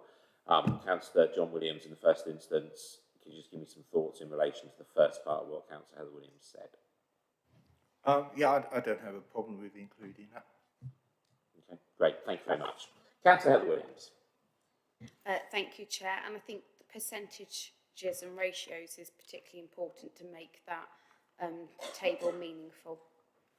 Thank you, Chair. And are you content for us to move on regarding the second half of your question? Yes, Chair. Thank you very much. So our next bit relates to grants. So Peter, could you perhaps point us towards which section of the report or appendices we should be looking at? So that will be Appendix 7, pages 85 to whatever it is. Probably about 95. Yeah, 95. Excellent. Okay, colleagues, councillors, colleagues, who would like to ask in relation to grants in the first instance? Any hands to be raised on this? It will be rather embarrassing for me if we have a section and then not one of you raises your hand. Rather undermine my whole process. Excellent. Thank you very much, Councillor Leeming. Yes, I know, Councillor Milnes, I recognise that you may not be so concerned about such an event occurring. Councillor Leeming. Thank you, Chair. My question about grants is kind of a global question about grants, not specific to the tables. It's actually more related to page 30, which is the summary page before we get into the detailed tables. So this paragraph 12 on page 30 states that the provisional settlement that we've received at the end of last year is on the basis of grant income for 2023-24 being around £600,000 higher than predicted in the medium-term financial strategy. And this looks like there will not be a gap when all the budget figures are available. We had previously thought that there would be, but there isn't anymore. So my first question is, we were warned to suspect that the fairer funding review will have a negative impact on our finances in the future. And I wanted to understand how this settlement and the fairer funding review are related, if at all, or if they're separate processes. Do we have the option to earmark money to help us in the future, to help us prepare for the fairer funding review, which we suspect is coming? Councillor John Williams. Yeah, thank you. Quite a good question, actually, because one would assume that all goody, we're going to have some, our outturn is going to be better than we expected, and therefore we can spend more money in the financial year. The fact is that because of the fair funding review, you will remember that when we looked at the medium-term financial strategy, the forecast was that would be about some 6 million short at the end of the 5-year period. And most of that is down to the fact that we have to make provision for the fair funding review, which, regardless of what happens in the general election, we believe will happen. Now that fair funding review, I think all the indications show that it will be a shift in money away from district councils to county councils and unitary councils to pay for adult social care mainly. But we have to expect that we will see we will see the settlement after 2020, from 2026 onwards, be tougher for us than it is now. So any saving, any surplus that we make, we have to put into reserves in order to carry that forward into the MTFS to reduce that end deficit of 6 million. So it's not a choice, of being able to use that unexpected improvement in the outturn for next financial year on things in that financial year. We need that money going forward to set aside the deficits that definitely will be happening after the fair funding review. I think I'll leave for Peter to. Peter Maddox. So I think it's probably helpful to view the things as two separate things, if you like. We had predicted a worse settlement, obviously, when we were preparing the medium-term financial strategy. But when during November, when we had the budget, it did start to become clear that actually we probably wouldn't see the cuts that we had first feared. And that was, let's say, that was then confirmed on the 9th of December. They have indicated that 24-25 settlement will be on a similar basis. I'm not entirely sure what they mean by that, other than I don't think we will see huge cuts. But they have also made it pretty clear that after that, we will see the cuts, as John referred to. So I think,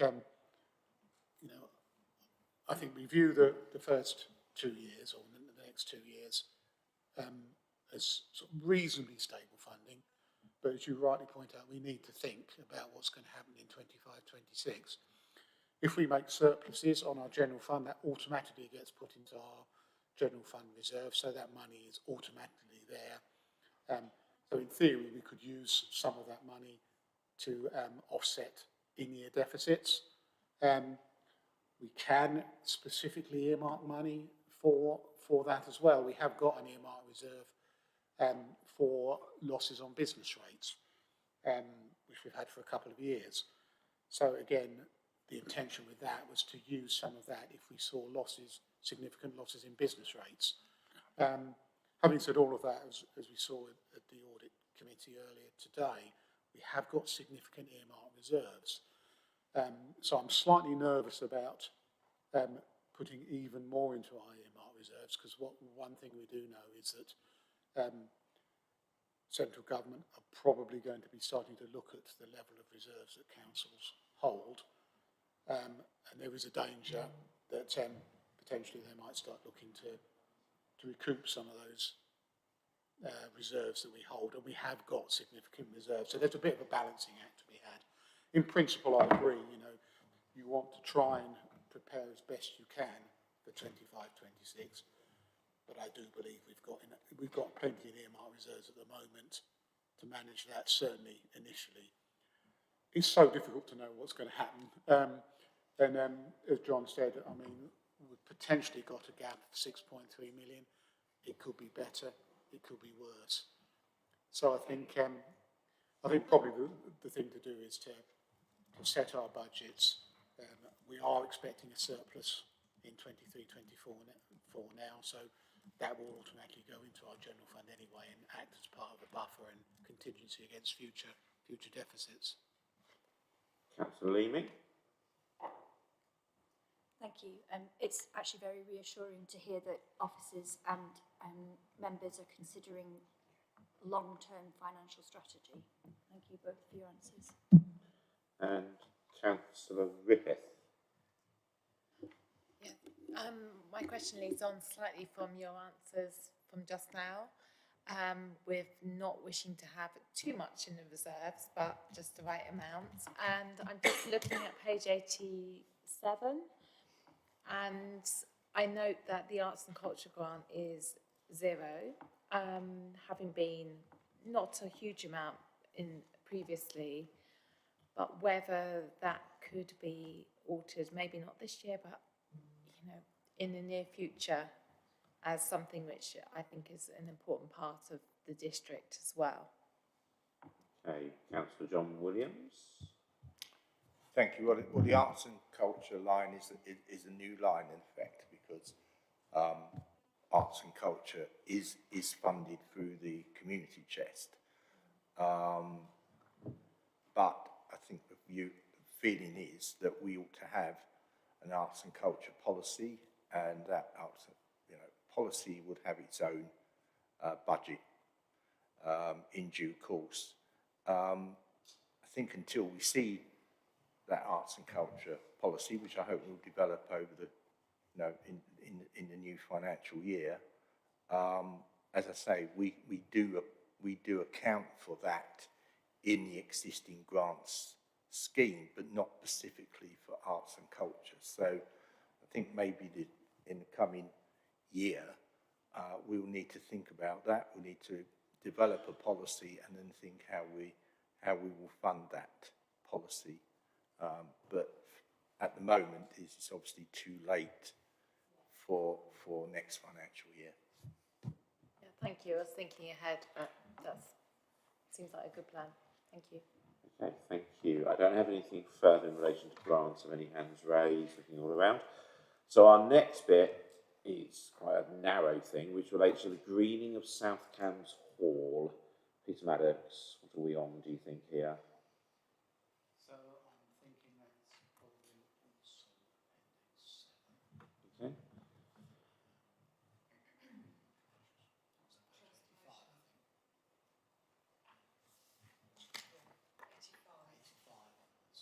Okay, get my words out. Who has a question related to the greening of South Cambs Hall? Councillor Leaming. Thank you, Chair. So this has been a major undertaking, which seems to be wiser every day as energy prices rise. And this work that's undertaken must have created efficiencies, and I wondered where we would see those in this budget. Councillor John Williams. Well, it's in transformation. It's where we see the savings from what's happening here. I don't know, Peter, you know where they are in the table?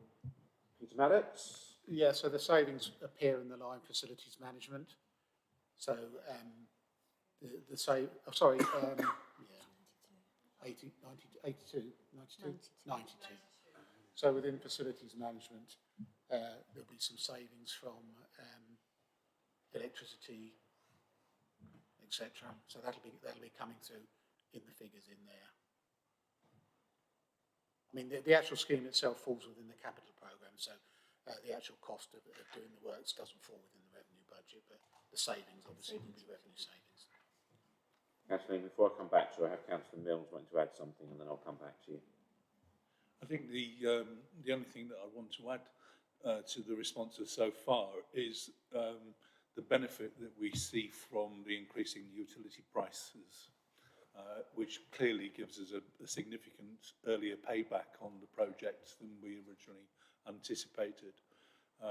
So despite the rather unfortunate delay in the scheme finishing, particularly in the car park area, of course, that I'm referring to, I see tarmac has been laid today, finally.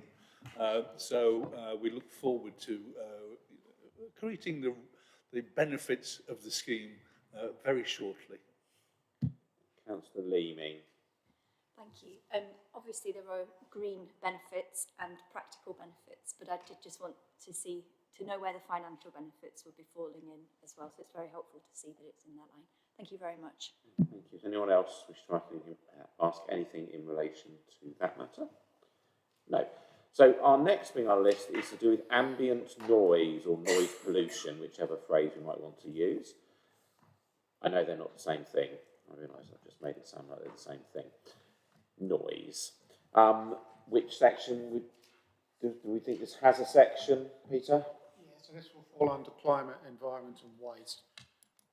So that's page 41 onwards, and I suspect there's probably a line specifically for... Okay. Councillor Stobart. Thank you, Chair. So it was a general question about noise management. Now, what's quite prominent and amongst the things that the District Council does is deal with nuisance noise spikes due to parties and karaoke things gone wrong and so on. But there is in a sense, a rising level of ambient noise, particularly in urban areas, in new towns that might be down partly to construction, but traffic levels and so on. So I wondered, the item that I just particularly focused on, noise nuisance control, is that simply, the big items, the parties, the loud parties, or is it more all embracing around that kind of increasing ambient that can actually be as bad in its effect, but may not be so noticeable that people start, calling the council? Councillor Milnes, I believe you wish to answer this first. Yes, and again, if Councillor John Batchelor is there, this is now his domain. But obviously, Councillor Henry Batchelor. I don't know. Yes, it is. If he's still online, it's his domain. But obviously, having run that portfolio for a while, I've got some experience of this. And I see John Hall is also standing by in wanting to respond to this. So the ambient noise level issue is something that's very much in that domain, obviously. And for example, nighttime noise nuisance is set at a much different level than daytime. But the requirement for us to have evidence of repetitive noise nuisance still remains, irrespective of the ambient background level. So if you were regularly woken up at 4 o'clock in the morning when everything else was very quiet, that would be at a different noise nuisance level, if that makes sense. I'm not sure that we have a relationship with new developments. Certainly planning conditions will tell the developers what time they're able to work from until, typically from 8 o'clock in the morning till 6 in the evening, or perhaps longer in some cases. And the public are able to relay, consistent breaching of those conditions. John, I don't know if you want to add anything to that response. You've said most of it, really. I guess one of the things that has been very evident is, I guess, the COVID effect is that people are working at home a lot more, and within their houses are very made aware of the kind of noise that they're not normally exposed to. So not only South Cambs, but nationally, we've seen an increase in noise nuisance complaints. But in terms of the financial situation, obviously we've got the resource that's been indicated there, which is mostly salaries, but we have kind of a moving resource in terms of the officers are multidisciplinary. So where there are peaks or increases in complaint work, we have the ability to kind of respond to those accordingly. Thank you, Councillor Stobart. Through you, Chair, thank you for those contributions. I just wanted to highlight one other point which I might not have explained so clearly, which is, during the course of, for example, a new development in which we've reduced the traffic levels or we've increased the level of active travel. So there are less car movements, probably less commercial vehicle movements as well. I was interested in where that fits with control and management and environmental noise. So when a development is half complete, do we go and check, that the noise levels were the ones that we predicted? So I may be sort of going beyond topic here, but I just wanted to raise that as another related concern. Councillor Mills. My understanding, and John can confirm or deny this, is that the levels set for noise nuisance are quite distinct, and daytime and nighttime are different levels. So I don't think the amount of traffic, for example, is particularly pertinent in that respect.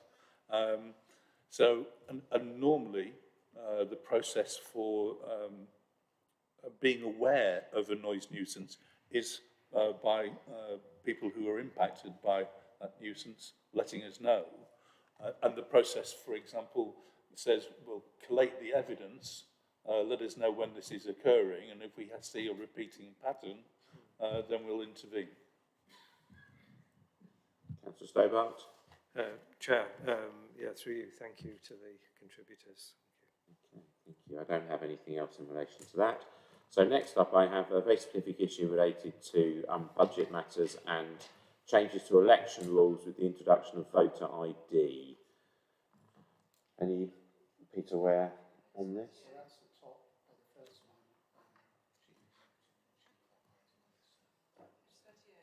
Okay, thank you.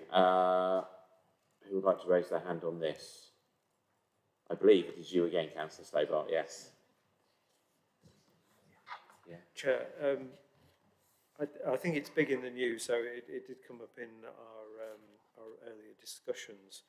Of course, there is no big election next year, and so the budget items do seem to be quite satisfactory.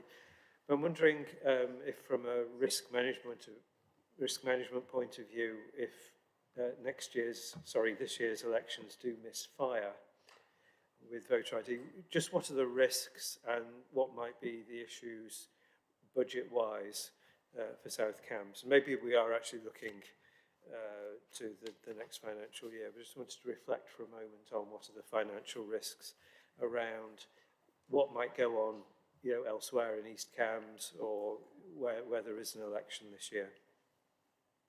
Thank you. Councillor Milnes, am I going straight to Liz Watts? Yes, Liz Watts. Thank you, Chair, and thank you, Councillor Stobart. So this is what's known as a new burden, and so it's funded by the government.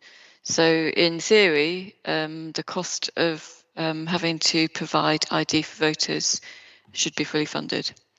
Obviously, we will be watching very carefully how it goes with the district elections that are going on in May this year. I think the risk, to be honest, is probably more around people not realising that they need voter ID and turning up and not being able to vote, rather than the cost of actually providing voter ID, because that is funded. And so the risk probably isn't related so much to the budget, which is obviously what we're discussing tonight. Okay, Councillor Stobart. Through you, thank you for the answers. Okay, great. I have nothing else on that from anyone. So next up, I actually have arts and culture, but Councillor Rippeth, you've asked a question in relation to that already. No, it's absolutely fine. Is there anybody else who wishes to ask anything in relation to arts and culture? I see Councillor Heather Williams' hand has gone up. Thank you, Chair. I'm very pleased with myself that I got the right part of the meeting as well. On page 87 on the arts and culture, I just wanted to check, because it says about the release of historic 106, and we can see in the 22-23 a credit figure of 28. So I'm assuming that that money is still required because it's tied up in 106 to be used on arts and culture once this policy comes through, but because we seem to have sort of got income on it, as it were. Because if we just hadn't spent, sorry, it'd be zero. Yes, sorry, Councillor John Williams. Yeah, normally with Section 106, the contribution to art is very specific. It's normally to provide an art for a particular development or particular community as a result of the development. Clearly, though, there are occasions when it's less specific, but I think, we do need to take into account, this is off the budget now, we do need to take into account, though, the Section 106 contributions towards art. Within our, as I say, we need to be looking at a policy because we need to also include that in the policy so that in future we can ensure that any contributions made by developers for art fit within the policy framework of the council. Are we happy to leave it at that? Yeah, okay. Councillor Heather Williams. Thank you, Chair. So do we hold that 28,000 for future years, or can it be reallocated, was the crux of my question. Yeah, okay, I'll go to Peter Maddox then. So, as the note suggests, the actual spending of the money actually came out of our general fund in error in a past year. So we're actually putting the money back, so we're correct into our general fund. That doesn't, however, stop us from deciding to earmark that 28 for something else. So we can separate the two transactions out, and we could. I don't think we have at the moment, have we? So we haven't actually done that at the moment, but we can, in theory, earmark the 28 for something in the future, if that seems appropriate. Councillor Heather Williams. Thank you. That's the answer I was looking for. Great, thank you very much. So I shall move on with nothing else on that. Our last identified heading is street lighting. Yes. The hand went straight up from Councillor Ellington. Before you ask, Councillor Ellington, just ask Peter, is there any particular area where we think this might apply to? Climate, environment. Yes, okay, I see vigorous nodding from other officers on that one as well. So, Councillor Ellington. It's another one of my local things that applies to all of our villages. It's on page 43. There's footway lighting mentioned, but actually I'm talking about street lighting. Generally, street lighting used to be managed by the county council. It has, when I was portfolio holder, it was given up by the county council and given to all the parish councils to manage for themselves. Many of our villages are very small, with up to or less than 8 street lights. To try and negotiate for a street light with some of the big power companies is very difficult, bordering on impossible, and they are now charging some of the most ridiculous prices, over 1,000% more than last year. And I would ask that under our footway street lighting, that we look at establishing a South Cambs contract which each of our villages can buy it subcontract into. one of the examples I have in my village, one of my villages, is that there's a thing called an MPAP, or something that sounds similar. And this is given every time a new street light is erected. And in Fen Drayton, there are something like 13 street lights in all, and they've got 3 MPAPs, of which the current provider charges £350 per MPAP, which is quite a lot of money, especially as one of them doesn't use any electricity at all. And trying to persuade that power company to amalgamate all of them together is a bit like knocking your head against a brick wall and getting no response whatsoever. We need to help our villages. That's what we're here for. So I'm begging us to do something about it. Councillor John Williams or Councillor Brian Milnes? Councillor Brian Milnes. So actually, Councillor Ellington has raised this issue before, and rightfully so. It's an issue that's a real problem for the smaller parishes, as she identifies, and there is some light at the end of that tunnel. So the Eastern Shires Purchasing Organisation is available to assist local government, including parishes, in the procurement of energy. So they've got a joint contracting arrangement. I think actually in one of Liz Watt's recent weekly updates, she referred to this. So Councillor Ellington may have missed that or missed the importance of it in this regard. So happy to share that with councillors again, members again, so that they can pass this information onto the parishes. And Councillor Ellington describes it really quite succinctly. Most of these contracts are commissioned on a non-metered basis, so they'll just add the number of lanterns that are listed and put a multiplier on it, but it's very difficult to get them to even answer the phone. I remember working with my own parish council, and 4 of us sat in the office for 35 minutes before we even got an answer to the phone. And the electricity companies are not interested. Your assessment is absolutely right. So the Eastern Shires Purchasing Organisation is the route that we're recommending to solve that problem. Thank you. Councillor Ellington. I believe one of my villages is the one I was talking about, is with them, and they ain't much better. If that's the case, then I'm pleased to take this offline with Sue and find out what's going on there. But would it be reasonable, Councillor Milnes, for me to say that obviously Councillor Ellington has raised this issue a number of times, and whilst there isn't an easy answer, and there is not an obvious answer, and there is the issue regarding where responsibility lies, you are most certainly saying that you are happy to continue discussing with Councillor Ellington. That's excellent, thank you very much.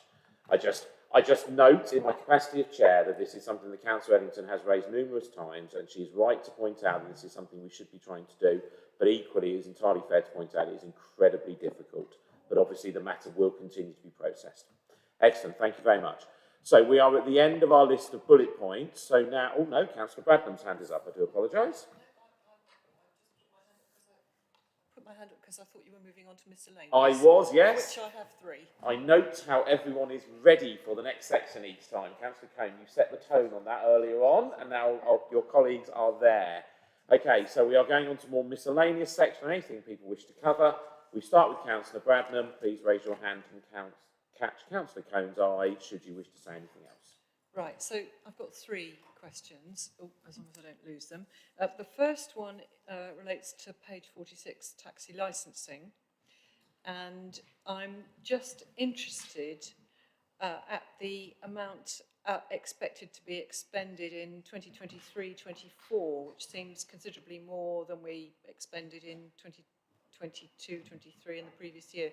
So I'm just wondering why so much more is being put under predicted gross expenditure. Councillor John Williams. And I'm seeing a point up onto officers as well. It's on page 46.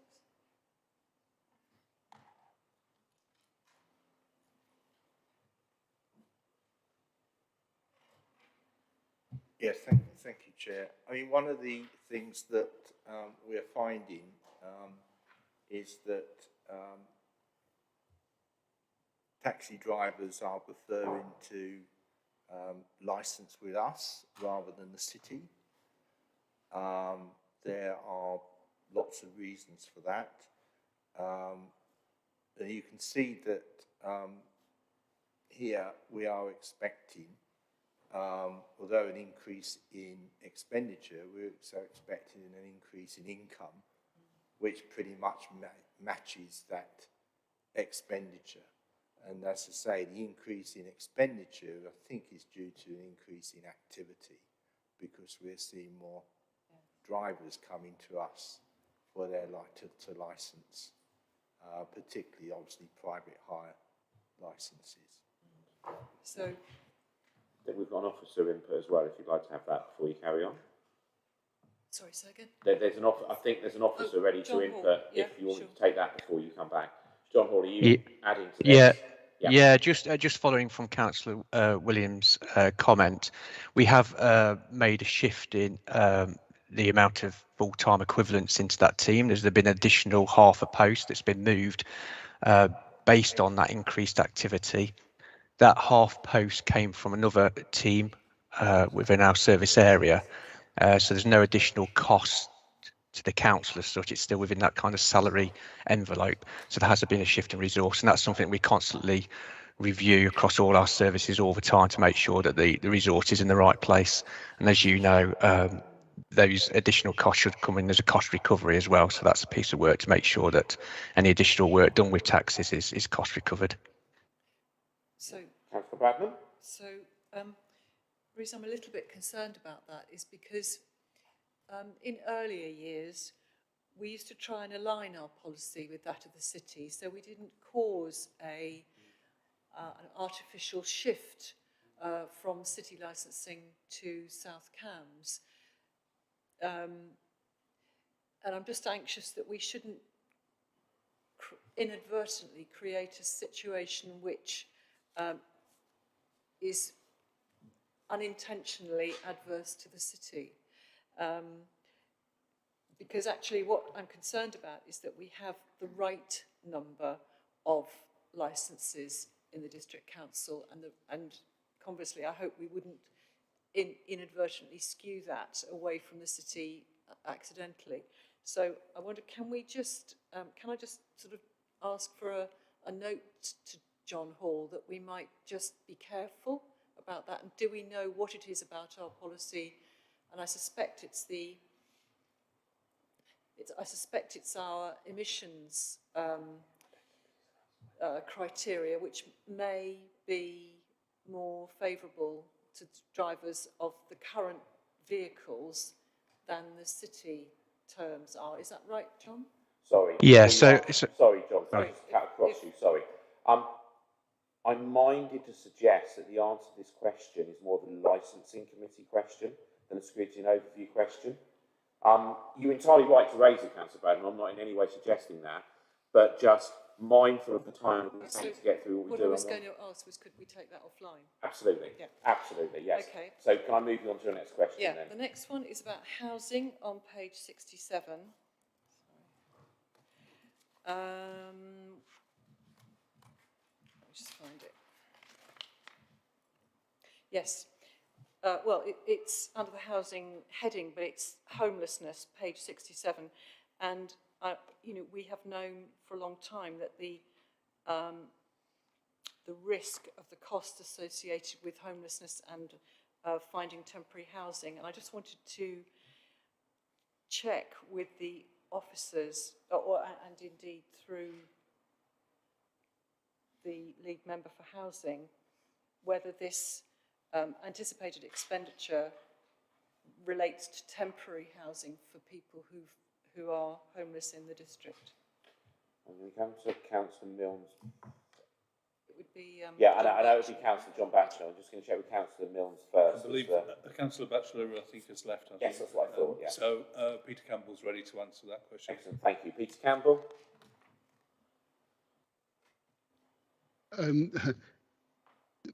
Partially. So the homelessness is a much wider service than just emergency accommodation. The emergency accommodation will form part of that overall amount. If Councillor Bradman would like a breakdown to be provided, we can do that outside this meeting if that's any help. Thank you. That would be fine. Councillor Bradman. That's fine. And I look forward to that offline. Thank you, Peter. And the last I had was on page 69, which relates to traveller sites, and I wanted to understand why we are anticipating a greater gross expenditure in 2023-24 on this than we've had, obviously in costs increase, but I just wondered why we're on at 438,000 rather than the lower numbers. What is the increase in costs that's being anticipated here? Because the reason I point this out is because this relates to management costs. Sorry, if we just look at the narrative, it says management costs of the county-owned traveller sites in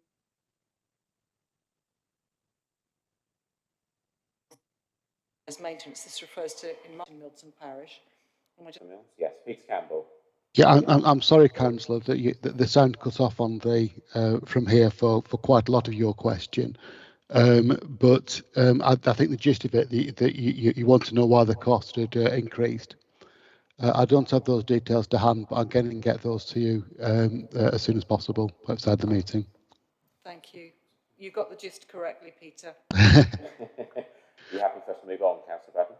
Do we have any other further, what I would refer to as miscellaneous questions in relation to the budget presented by the administration? Because in that case, then the final question will be me. To either Councillor John Williams or Councillor Brian Milnes. You get to be Brian Milnes this time. So either Councillor Milnes or Councillor John Williams in the first instance. I'm just interested to know in relation to the budget. Obviously, you're presenting it as what the administration believes would be the best budget to have in place. One of the things I've heard you talk about previously is the success that's occurred in the previous 4 years, from 2018.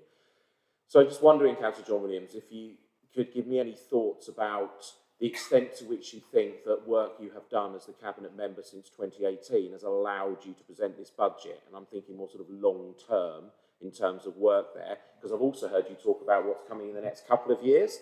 And I'd just like a bit more sense of what impact you think the work you've done since 2018 has had on the current budget. Well, thank you. Okay. I think there are two things that have made a big difference. First is transformation. One of the things that we did when we took control back in 2018 is to look at the way the council was structured and seek to improve its productivity. And obviously its quality of service to our customers and the public. And so transformation has managed to deliver us savings that obviously wouldn't have been there if we hadn't changed the council. The other area is our, and sadly because of changes to government policy, we're not allowed to pursue this anymore, but is our commercial investments. When we came in 2018, basically the only commercial investment this council had was Ermine Street. And we felt that that was risky, dangerous, and as it turned out actually, we were right, because having a vehicle that was purely to make commercial profit, purely there for gain, for yield, has now been stopped. you know, or not stop, but you can't borrow against the Public Works Loan Board for that sort of thing. And what we did was diversify. So we went and looked for investments, particularly commercial investments, and Cambridge Science Park, for example, where we now have 3 properties, is now delivering us a very good income, which obviously helps towards providing more services. But it also spreads that risk that we didn't have all our eggs in, we don't no longer have all our eggs in one basket. And obviously, Ermine Street again has developed very well, and we've taken Ermine Street now into our housing strategy.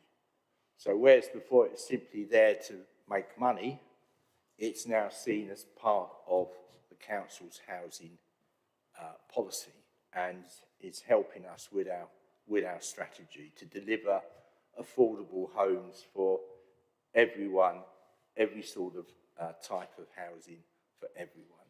And we have concentrated it on the travel to work area, whereas before it was about going and buying cheap houses up north to deliver us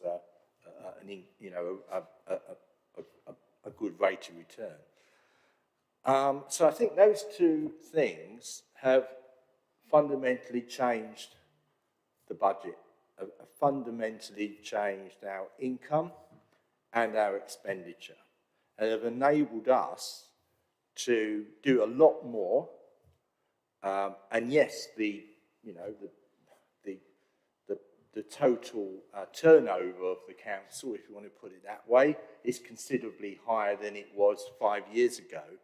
But it's also enabled us to do that with more income from sources other than grants and council tax and business rates. And it's put us in a good position going forward, because although, as I said earlier, the Fair Funding Review is going to make life difficult for us, it would be far, far worse if we hadn't have done those things when we came in. And the situation, we wouldn't be sitting here now. You've only got to go outside this council and look at what other councils are facing to realise that this council's got a very sound financial basis, and that those 2 things that we did have enabled us to say, next year we're now looking at a small surplus, whereas for many councils, they are looking at big deficits. So I think that's, so I think we've achieved, over the last 5 years, not quite 5 years yet actually, by the way, we've achieved an enormous amount in this council so far as the financial, stability of this council is concerned. Great. Thank you very much for your answer. So we come to the end of what I referred to as 7A, which was the administration's presentation of their budget and questions from there. And as I have said, we now move on to what I'm going to title as 7B, which you should have received both the paper online, emailed online previously, and also as a hard copy, which was handed at the start of the lesson, the Conservative Group budget proposal for 2023-24. Obviously, as I said, the process ends up being basically the same, which is that you able to ask questions, but for the rare occasion as occurs, we will look over to our right here, and we'll be looking at Councillor Heather Williams. In the interest of fairness, because obviously the Scrutiny Overview Committee hears at great length from the, normally in this case, the Deputy Leader, and in this case, thing from there, what I always kind of make clear is that people are able to take a very short period of time initially to kind of present their paper should they wish to do so. And I know that most of the time people don't take the opportunity, but in the interest of fairness, as I do offer it to others, I will offer it in the first instance to Councillor Heather Williams. Maybe a couple of minutes, Councillor Heather Williams, if you wish to make any statement regarding your paper before you are the one that faces questions. Thank you, Chair. I think I will, as is traditional, I normally move the amendment at full council, and give the context and the desires behind it. It's before you today, it's scrutiny for me to receive questions, answer them to the best of my ability, but I believe officers are on hand if required. So I will just open up for questions. Chair. And just to be absolutely clear, all members present are able to ask questions, and in the same way as Councillor Heather Williams is able to ask questions of the Cabinet members are also able to ask questions of Councillor Heather Williams on this occasion, as I'm sure they're aware, but just so we're absolutely clear. So Councillor Cohn is sitting there with his pen at the ready. Who would like to raise their hand first? I believe Councillor van der Aer has raised his hand first. Thank you very much indeed. I would like to ask about point 2 and link it in with a little bit with point 4. So the proposal to put some money towards fraud prevention. I was wondering what it's an interesting idea. I'd certainly want to know a little bit more about the mechanism that would be effective. How would this money achieve those aims? And isn't the South Cambs magazine as something that goes to everybody quite an effective way that we do have of raising awareness about issues, and therefore we're sort of slightly undermining that aim in 2 by the proposal in 4. Councillor Heather Williams. Thank you, Chair. I think and thank you for the question in relation. I'll start with number 2. In fraud prevention, because it's very difficult for us to ever really quantify how much money is saved through fraud prevention. But I think there's also a moral issue involved as well. I think we should be very clear to people that we are willing to prosecute fraud, but that is that's a deterrent. But I think the prevention is more than that. So having spoken with officers as to what they feel would be achievable, this is why we've come to the figure we have, just more awareness within community and schools, because particularly actually what you find is through schools networks and through community networks, you can achieve your aims more than you can necessarily council down. So this would enable funds for promotions, it would enable funds for promotional material to go into schools, to go into community buildings, all these things. Not suggesting that we set up a what you'd have at school as sort of grassing up or snitching environment, but essentially making it really clear to people that where to go if they become aware, because there can also be a big fear factor for people in reporting their neighbours, but that is the best way, to be honest, that we're going to find out. So this particularly focuses on initiatives that would have maximum coverage through more local routes than necessarily council top down. So I hope that answers where the money would be prioritised on number 2. When it comes to the South Cambs magazine, I think it does have a role to play, hence we're not removing it entirely.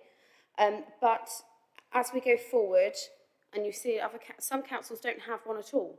Other councils do one a year, do like an annual report. And I do think that to do 4 is too much at the moment. I think also what we know is that people that have Royal Mail and opt out for junk mail, for example, they're not getting it at all because they don't get it through the post.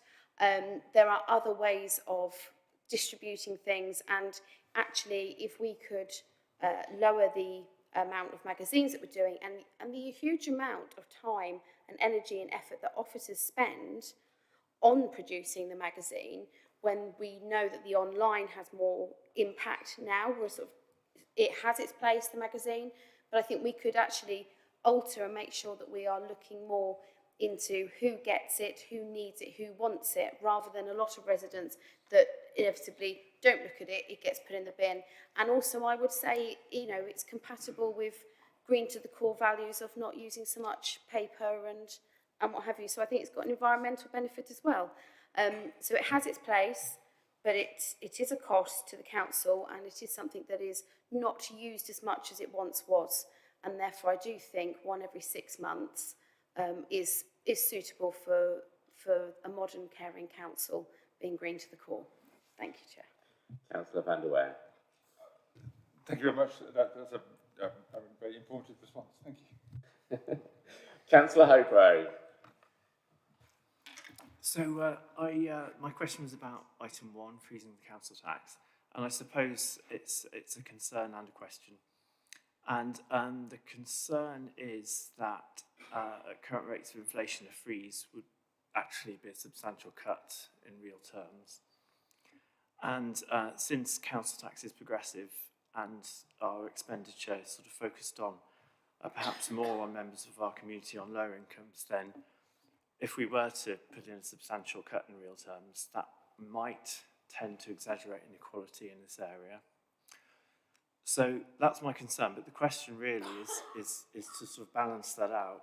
What would the saving be for, say, a Band D council taxpayer per month compared with, say, heating costs for an average house in Band D per month?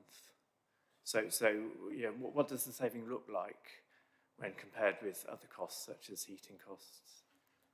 So Heather Williams. Thank you, Chair. Through yourself.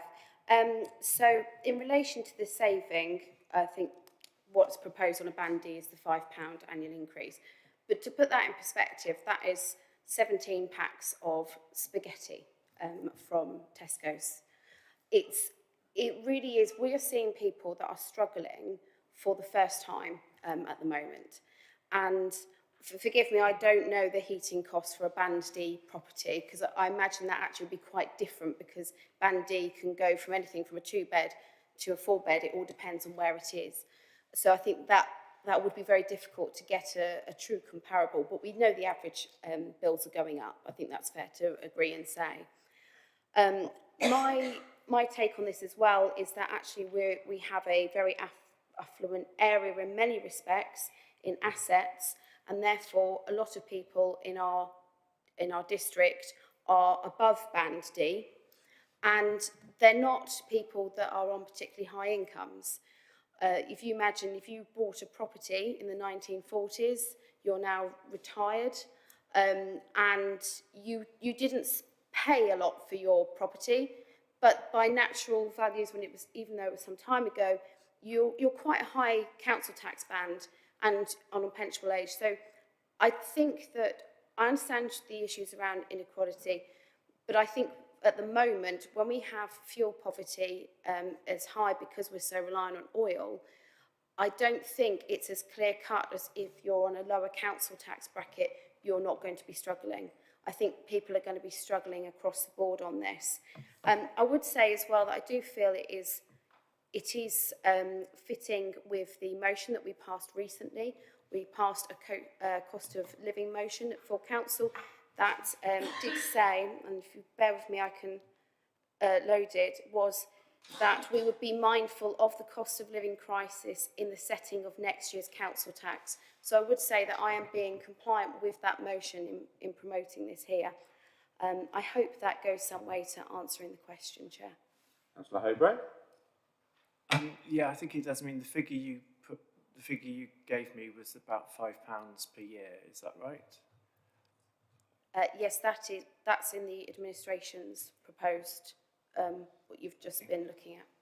I mean, I think compared with monthly heating costs, then that is a very small proportion. But yeah, okay, thank you. Okay. My next person on the list is Councillor Mills. Actually, I was going to say a few things, but I'm very conscious that it's now 9:22, and I'd quite like to have something to eat today.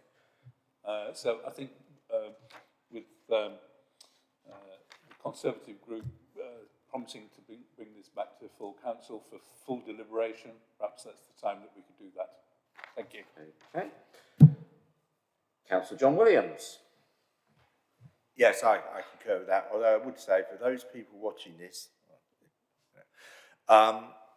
what you're proposing is a 10p saving a week.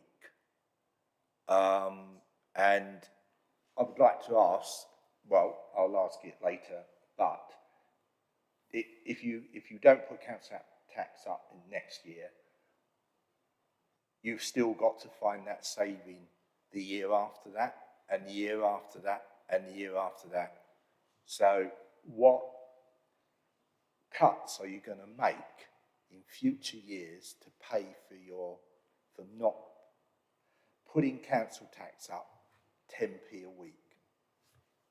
Can I just check, are you asking Councillor Heather Williams to answer that now, or are you saving the question, are you kind of preloading the question for a later time? Because to some extent, I feel it would actually only be fair to allow Councillor Heather Williams to answer the question now if she wishes to do so, because otherwise the recording of the meeting leaves the question hanging without the opportunity to answer.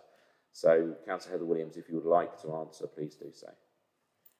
Thank you, Chair. I'll answer it as, I might not give the full answer that Councillor John Williams is looking for, but I'll do my best to give what I can.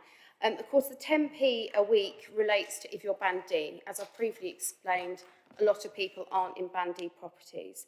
And I understand the principle of it's, you know, a lost fund and we keep going up and up.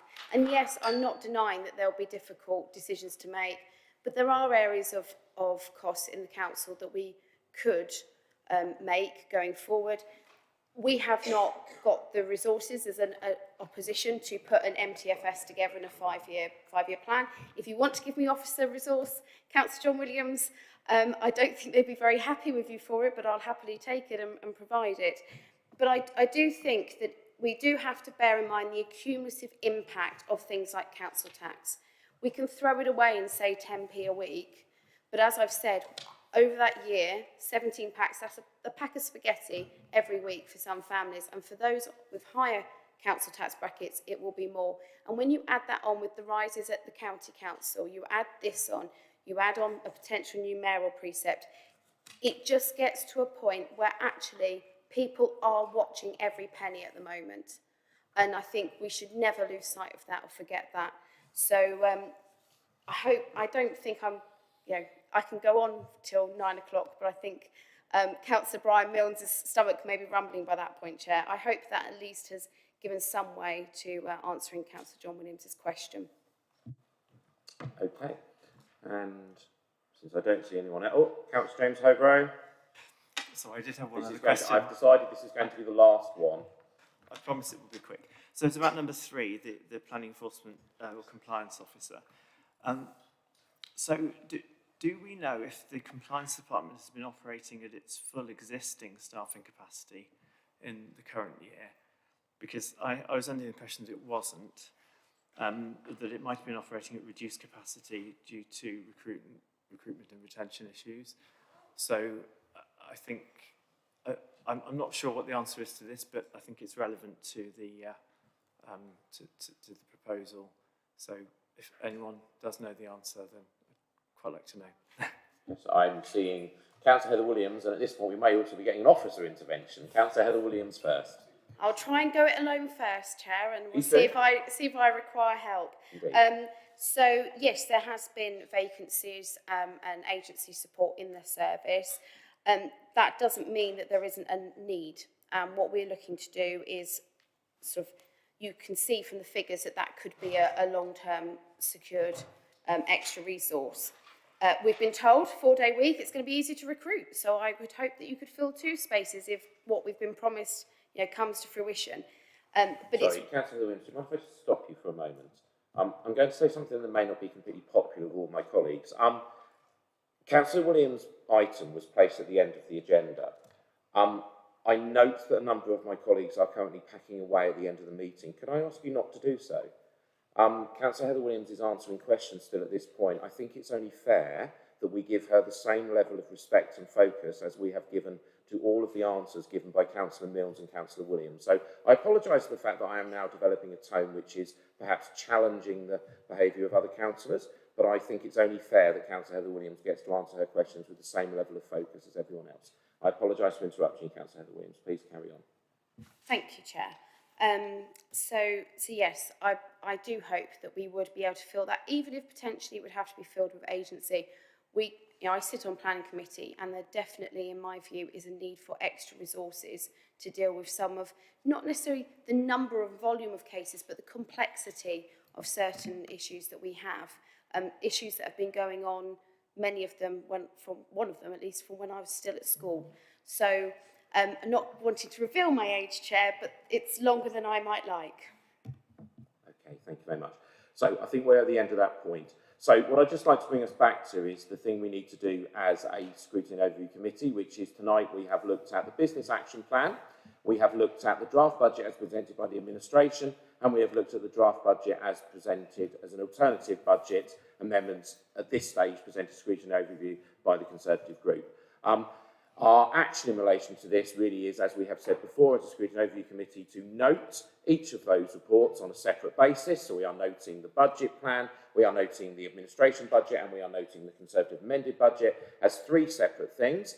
And obviously, as is the case, Ian, Senior as our officer, will make the notes on that, and that will contain any particular points of recommendation which have been raised during the meeting, which I believe Councillor Stobart continues to offer wherever possible to attend Cabinet. So if I can just ask at this point, we are noting all three reports and we are making our kind of recommendations, and I ask at this point if we can take all three and say that we assent as a committee to noting all three and any recommendations that we have made. Agreed. Thank you very much.